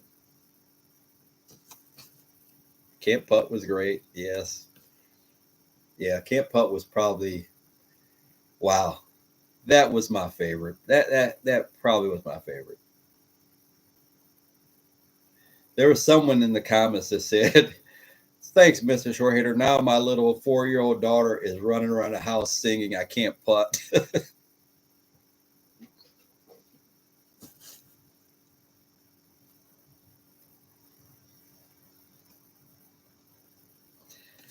Well, guys, before we end this thing, does anyone have any videos they want to see? I'm going to tell you, I've got, guys, you're not going to believe this. Now, I'm probably going to go back to Flashback Fridays, to where Fridays I'll release videos from probably the fall, and I'll release. There you go, Brian. I can putt. Brian's in the house.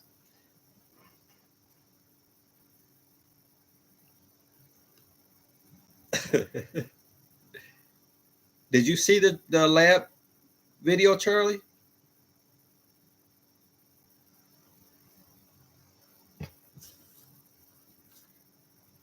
No, I don't, Mike. I don't, or I have not.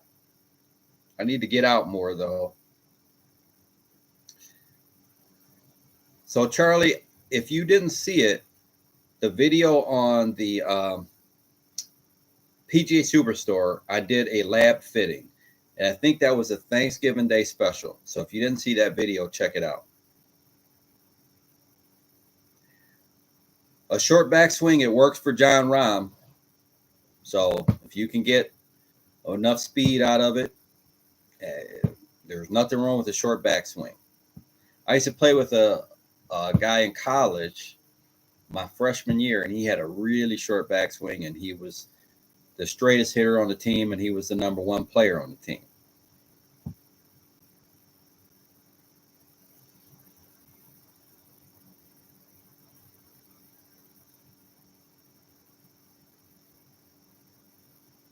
Thank you, Dan. Mr. Shorty Army.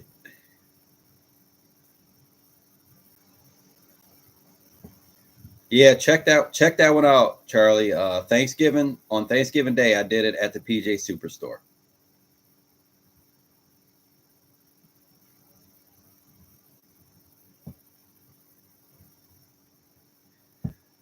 Yeah, Charlie, I sent that video to lab, and they thanked me for the shout out.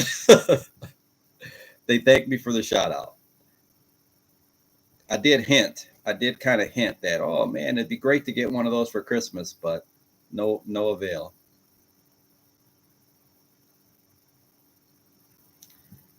A whole round with the high wood. Against you, Brian.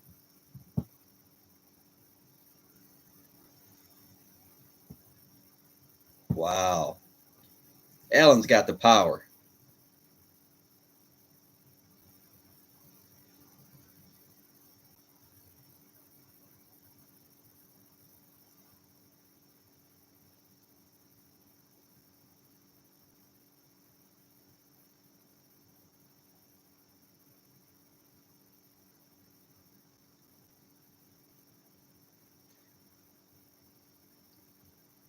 Did you guys see? Did you guys see the video I did with the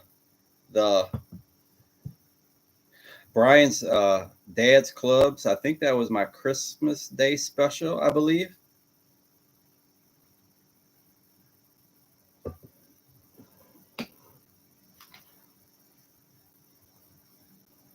Highwoods are, yeah, I love mine too, Mike.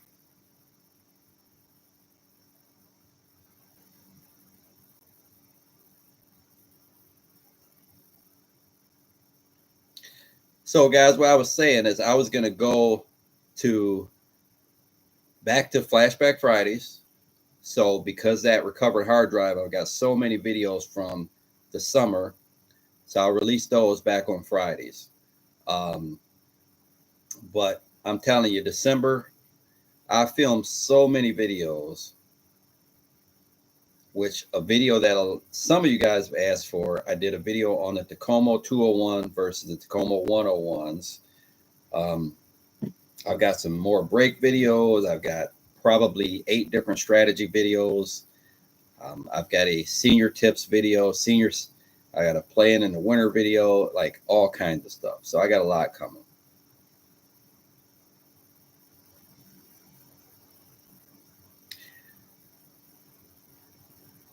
Yeah, Ed, I get that. I get that. And we're gonna work on that. The mic'd up thing, to be honest, is partly because I only had 2 mics, and I'm always worried about the mic going dead. So I need to get some more mics. That's the first thing. And the second thing is I always, well, a couple things. Editing, I'm a one-man show. So editing a 18-hole video all in one sitting is kind of a challenge. To edit that break 60 video, if I'm playing with, me and whoever, me and Paul, me and Brian, whoever it is, to make that into one video, I'm probably talking about a 10-hour edit. So it's a little, or maybe longer than that. It used to be longer than that, but I could probably get it done in 10 hours. So to do that is a challenge. So that's why I just kind of get it half done and then start working on the back 9 for the next day. So, but I do understand that it may be better to watch it all in one video. Thank you, Les. I appreciate you, buddy. We're probably not going to be around too much longer, but I appreciate it. Appreciate you, man. Yes, Dax, if you're asking for my favorite rangefinder, it's the Cobalt rangefinder I use. I don't know I can't remember what the number it is, but there's no doubt that's my favorite rangefinder. Now, that's a premium rangefinder. I got some less expensive ones that I reviewed too that I like. But Cobalt is definitely my favorite, and there's a link in the descriptions of all my videos if you want to check that one out. And I did a video on it too. Thank you, Charlie Brown. I appreciate you, buddy. I'm going to do more of these, so it won't be 3 months before the next one. We'll try to get one, at least one a month in.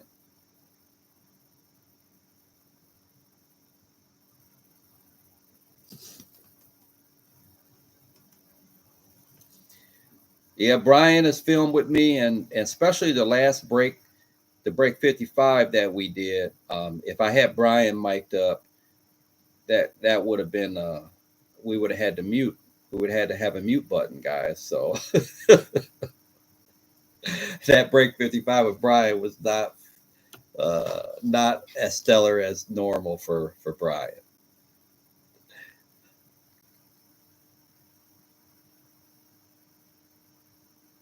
I want to get Brian out more, guys. We got to get Brian on the channel more. Brian, like I mentioned in videos in the past, Brian kind of, his dad introduced us. His dad was my high school golf coach. I was a senior in high school. Brian was in 8th grade. Brian comes out to a practice and we play together. And after that, in the summers, we would play together. I taught him everything that he's forgotten. uh, but Brian, just, our games are a lot different because Brian is a lot more aggressive. He's always been just an incredible putter. And in my day, I could putt. I can still putt. You guys saw in the video, I can putt. But Brian, we would play rounds. And, Brian would shoot, we would shoot about the same. He would shoot 1 or 2 over maybe. And then I look back at the round and, he hit like 2 greens in regulation. he would have like 21 putts. It was just ridiculous. Oh boy. Yeah, that would be wonderful. That would be wonderful. I'm telling you, I did the one no edited video where I made the mistake in the yardage, but that was like my favorite day in the world, because that video would have normally taken me about 5 hours to edit. But like I said, it was going to be a non-edited video. So I just put the clips in there, added the shot tracer, fixed got the audio correct, did a little, I had to lighten up some scenes because it was getting dark. So I took a 5-hour edit and turned it into just 30 minutes. And that was great. But, I can't do that all the time, but maybe I will do that on occasion.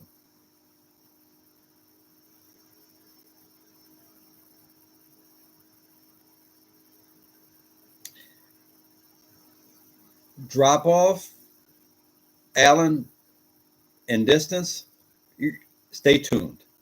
Stay tuned. I went on the course. I pretty much edited that most of the video. The outdoor part is all edited. I need to do the indoor part with the numbers and all that. But just stay tuned. You may find that interesting. And the thing is, outdoors, I only hit a few shots with a few different clubs. Indoors, I hit more, so you can get more reliable numbers. But I'll keep you in suspense on that one.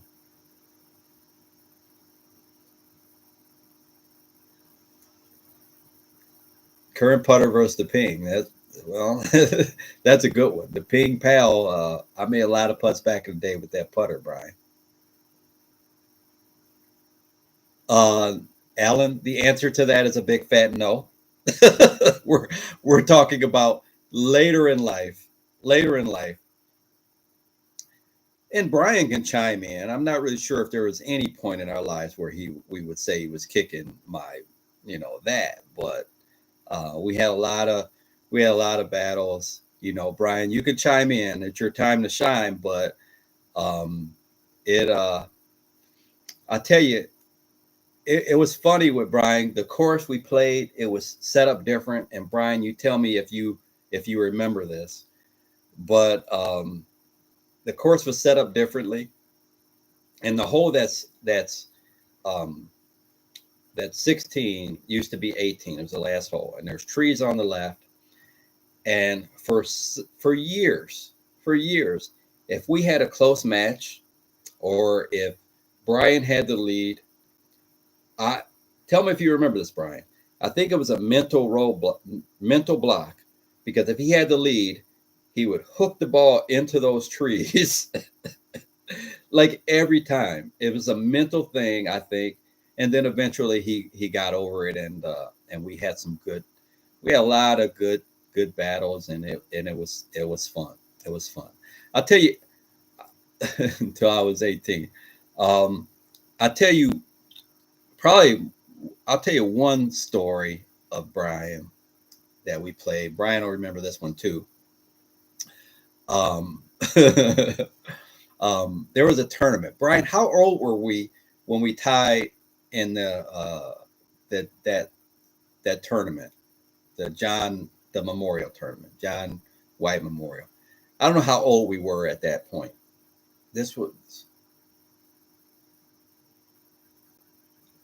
that would have been the first year you won it. Brian's like 4 years younger than me, but anyway, um, so Brian and I are playing this 2 day tournament. The first day, we both shoot 71, even par. It's on two different courses. The second day, we go to a different course, a little longer course. It's par 72. We both shoot 71 again. Now we were eighter, Tom. How you do it? 24 and 28. Okay. So we were a lot younger. This is a good story though. So um so so we're 24 and 28, and we're at one court. We're at Inwood. We both shoot 71, and we were like 4 shots behind out of the lead. I think the leaders were, Brian, you can remind me. I think it was like they shot like 67 and a 66 or whatever. So we were like 4 or 5 shots out of the lead. So the second day on the longer course, as par 72, we both shoot 71. And these guys had a lead on us, so we weren't in the last group, so we weren't thinking anything of it. So we were tied at 1 under par for 36 holes. So we're sitting down, eating a hot dog and everything else. Like, we didn't even think we had a chance. And then the guys running the tournament came over and said, hey guys, you guys got to tee it up. Like, what? Oh, you guys have a playoff. We had a playoff to win the tournament. And that was Brian's first time winning the tournament. And I'll tell you this is why, I always say how important a mental game is, because, I think mentally, first of all, we're sitting there eating and out of it. But mentally, I believe that the first hole was a par 4. The second hole was a par 5. Now, Brian has always been, I think once Brian got about maybe 15, 16, maybe 16, something like that, he used to hit this club called the Deuce. It was a 2-wood, and he started hitting it as far as I hit my driver. And then he started out driving me. So by the time we're 24 and 28, now Brian is he's probably going to tell me I'm wrong. I don't know, but he's probably 40 yards longer than me, maybe 50. I don't know. So the second hole is a par 5. So mentally, I'm already in my own head that if I don't win this first playoff hole, it's going to go to this par 5, and Brian's going to beat me in the par 5 because he birdies every par 5. But the point is, that's how strong the mental game is. Now, Brian's not saying anything, but he did get lucky on that playoff hole because he hit his drive to the right, clips the top of a tree, and lands short of some tall grass. Brian, tell me that didn't happen. Super lucky. Give me that trophy now. But anyway, so that was, he was thinking the same thing. So that was Brian's first time winning that tournament. He won it 3 or 4 more times, I think. He never felt so bad winning. He won it 3 or 4 more times, and I had to wait until, so that was 28 then, 3 times. So I had to wait until 2011. So 30, so like 9 more years before I finally won that one.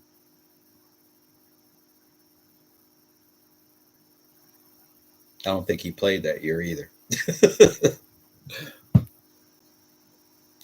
Back in the day when you were gaming DCI, he was real long but struggled with snap hook and can't think of his name. Huh.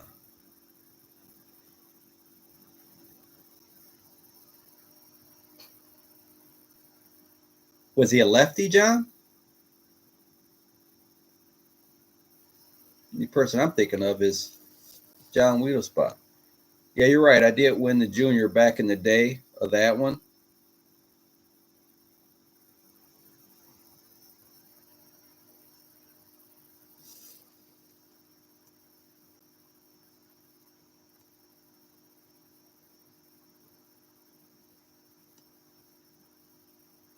Thanks, Stacks.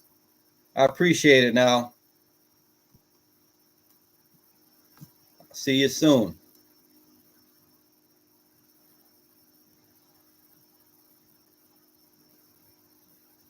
So, Alan, I'll tell you this. This is how unrealistic I am. And matter of fact, John knows this guy, and Brian knows this guy. There was a period of my life, but they don't know this. Nobody knows this, probably except me and him. There was a period of time, probably close to the year 2000, between 2000 and that and 2005, somewhere in there, to where I was playing good golf. John Adams here was playing with me, and that was probably when I was playing my best. I was like a plus 1.6, and this guy we used to play with named Chuck, he used to work on my clubs all the time. So he would, bend the lies, lost, whatever I needed. And we would play, and we go play a golf course, and I was always shooting like around par. We go to these courses, and he told me, he asked me how old I was, and he said, you're still young. He said, you probably should start playing terms, working on your game, because you never know how good you might get. And he basically said, hey, give yourself like a 5-year plan to where you turn pro. Okay. And no one knows this story except me and him. But John was playing with us at the time. And so that's why I started playing in a lot of tournaments. I used to play, and I actually literally went to this young lady I was dating at the time. She went, like, back then, like, I don't think before I had a computer. So she went to the library and was like going through this golf magazine and looking at golf courses and actually looking for tournaments. And a lot of tournaments that I started playing in, that's how I found the tournaments. So anyway, that was a period of time in my life to where I was thinking about like a 5-year plan, and I never got any better than that. I played in the tournaments, and they were fun tournaments. I found some fun tournaments. But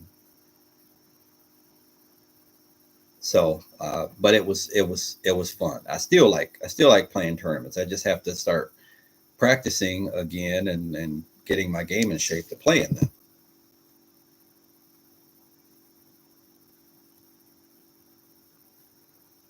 Oh, you're talking about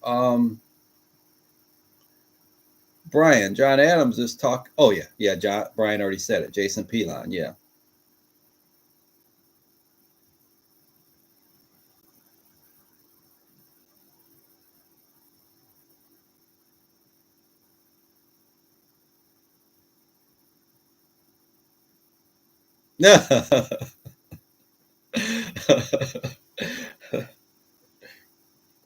So yeah, Brian. I'm gonna see something.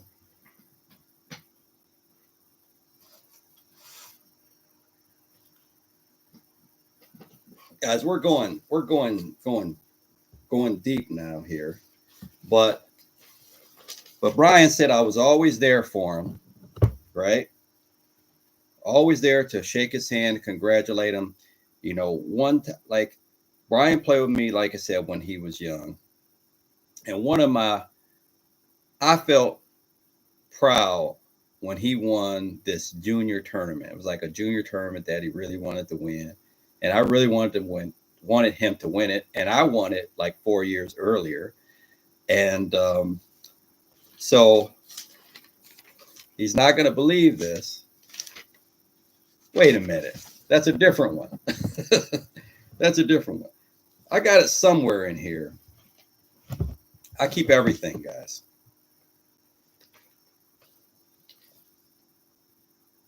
We're going to find it.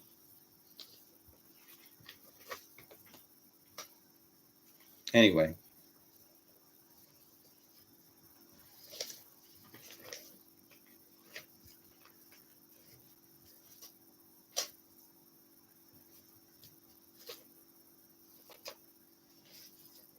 So this isn't the final, but this is when he added to his lead. Added to his lead. Fun times.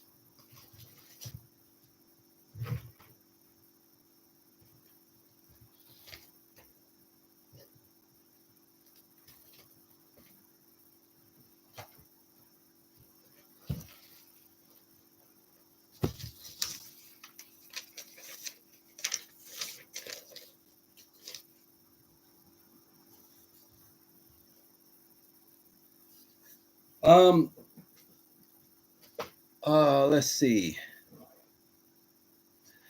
I can't put song on. That was a while back. I wish I could remember that. When go to channel, and if you search I Can't Putt, there was 2 back-to-back videos. And one I just filmed in my living room. And then the next one I filmed where I was just putting. And then at the end of it, the song comes up. It was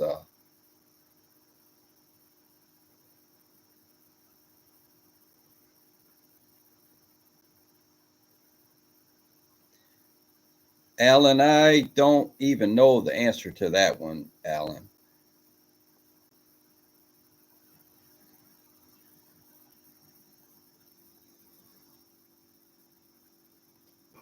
I don't know the answer to that one. I would say I don't know, but there's probably 4 that are like kind of special to me. The one tournament that we were just talking about was the one in 2011.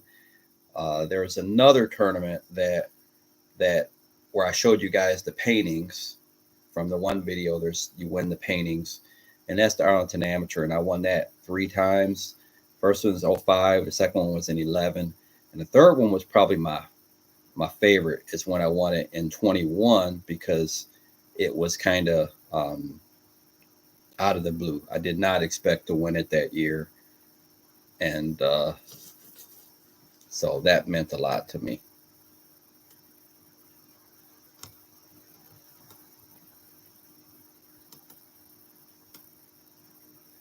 All right, Mike.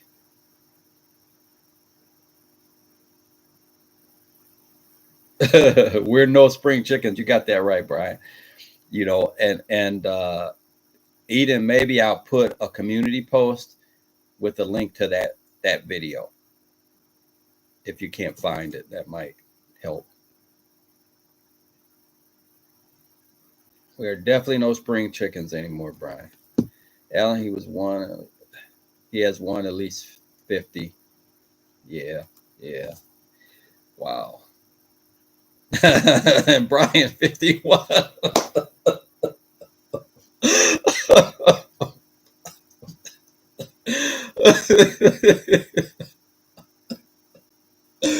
Oh man, come on.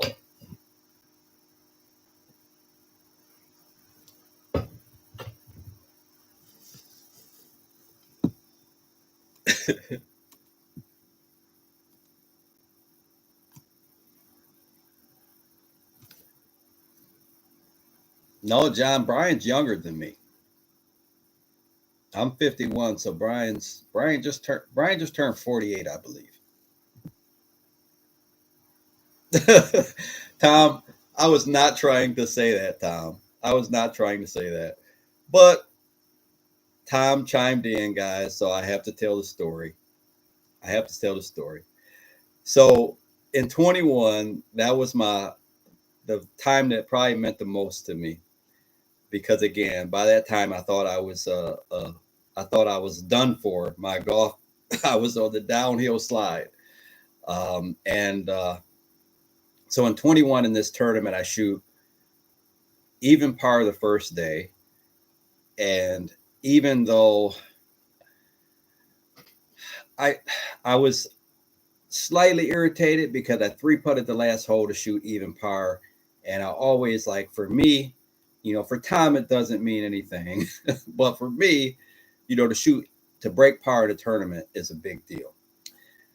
So I three putted the last hole to shoot even par. I had a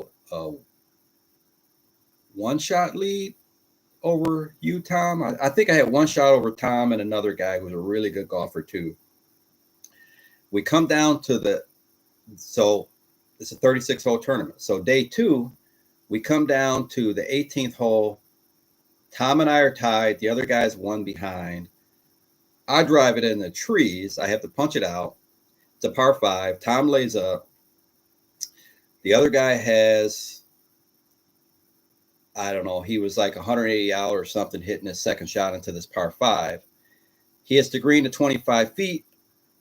Tom hits it to about the same distance. And I had punched it out of trees, and I hit a wedge from 110 about an inch from the hole. And they missed their putt, so I won by a shot. So, Tom, you mentioned it, so I had to tell the story. But the one thing I always say is, if you have a putt to win the tournament, you want it to be about as long as that one was, because there was no way I could miss that putt.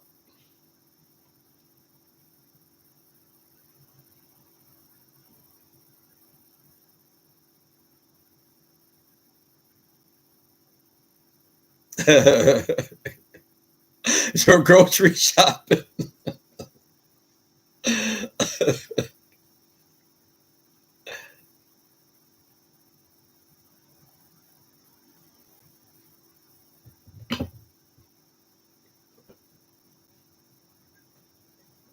So what I want to do, I want to get a video this year to where it's like me and Tom and Brian and Jeff. Like, I want to get a bunch of us in the video, and John, um, a big video. Like, I can't think, not necessarily like a skins game, but maybe a skins game for fun or something like that.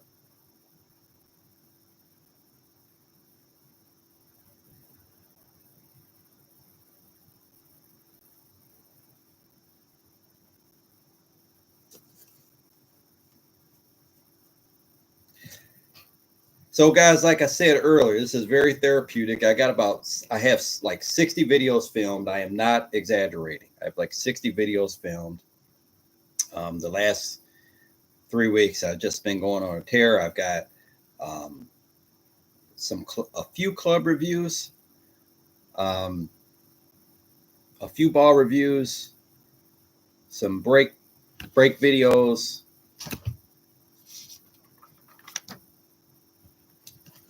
Um,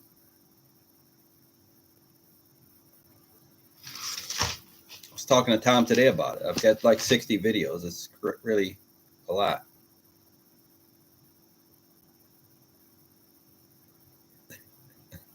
A call-in show.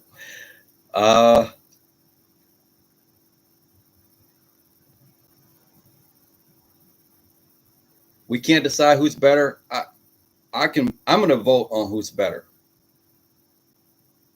I'm going to vote on who's better. Are you guys ready for who's better? I'll tell you.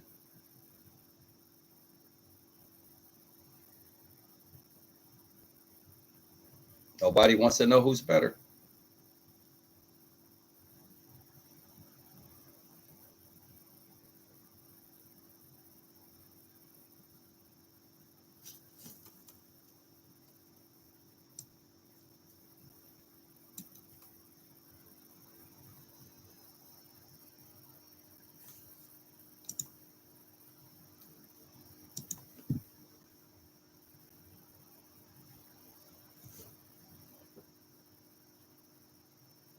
Scared to hear. Everybody's scared to hear the truth. Nobody wants to know.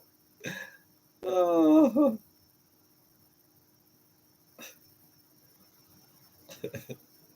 oh man, Dave was good. Dave was good, Brian. Yeah, man, oh man, Dave is good. Last time I was playing at the Druff, I saw Billy, and he's out there all the time, man. Nicest guy in the world.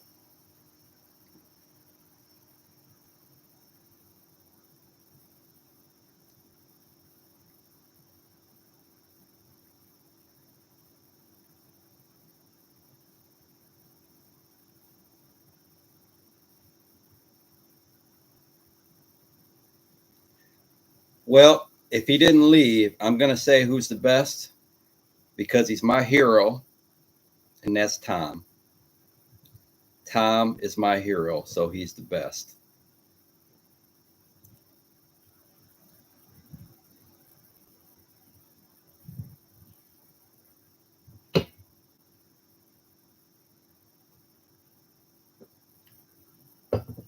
Brian can't be the best because he's the youngest. Tom is my hero.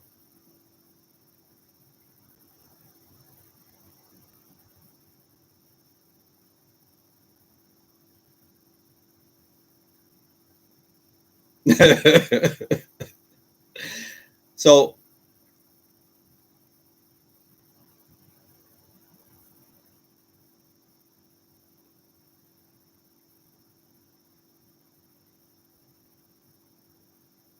Tom, we got to get some more 2v2s. Me and you.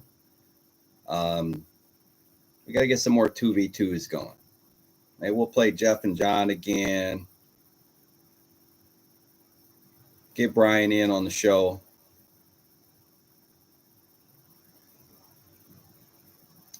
How about this? I got an idea, Tom.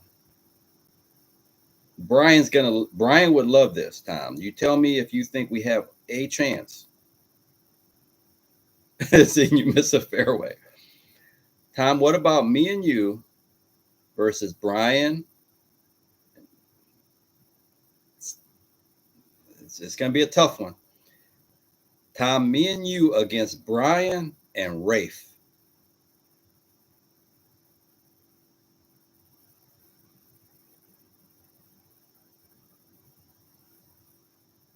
I know Brian says I'm in pretty quickly.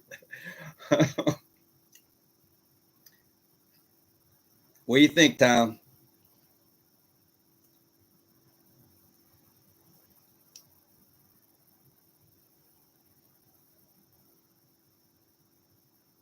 No. Well, we'll play him. We'll play him. We'll play him at the drop. I think we'll limit the we'll limit that power that they have. We'll make them throttle it back a little bit.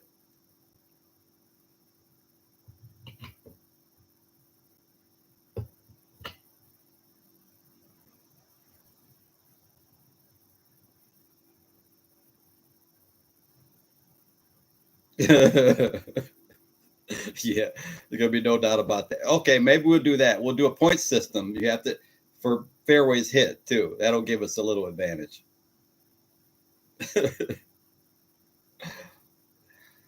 Okay, guys. Well, we've been going here for a little over 2 hours, so I want to thank all you guys for chiming in. I appreciate all of you. I appreciate Tom, Brian, John. Those guys have all been on the channel.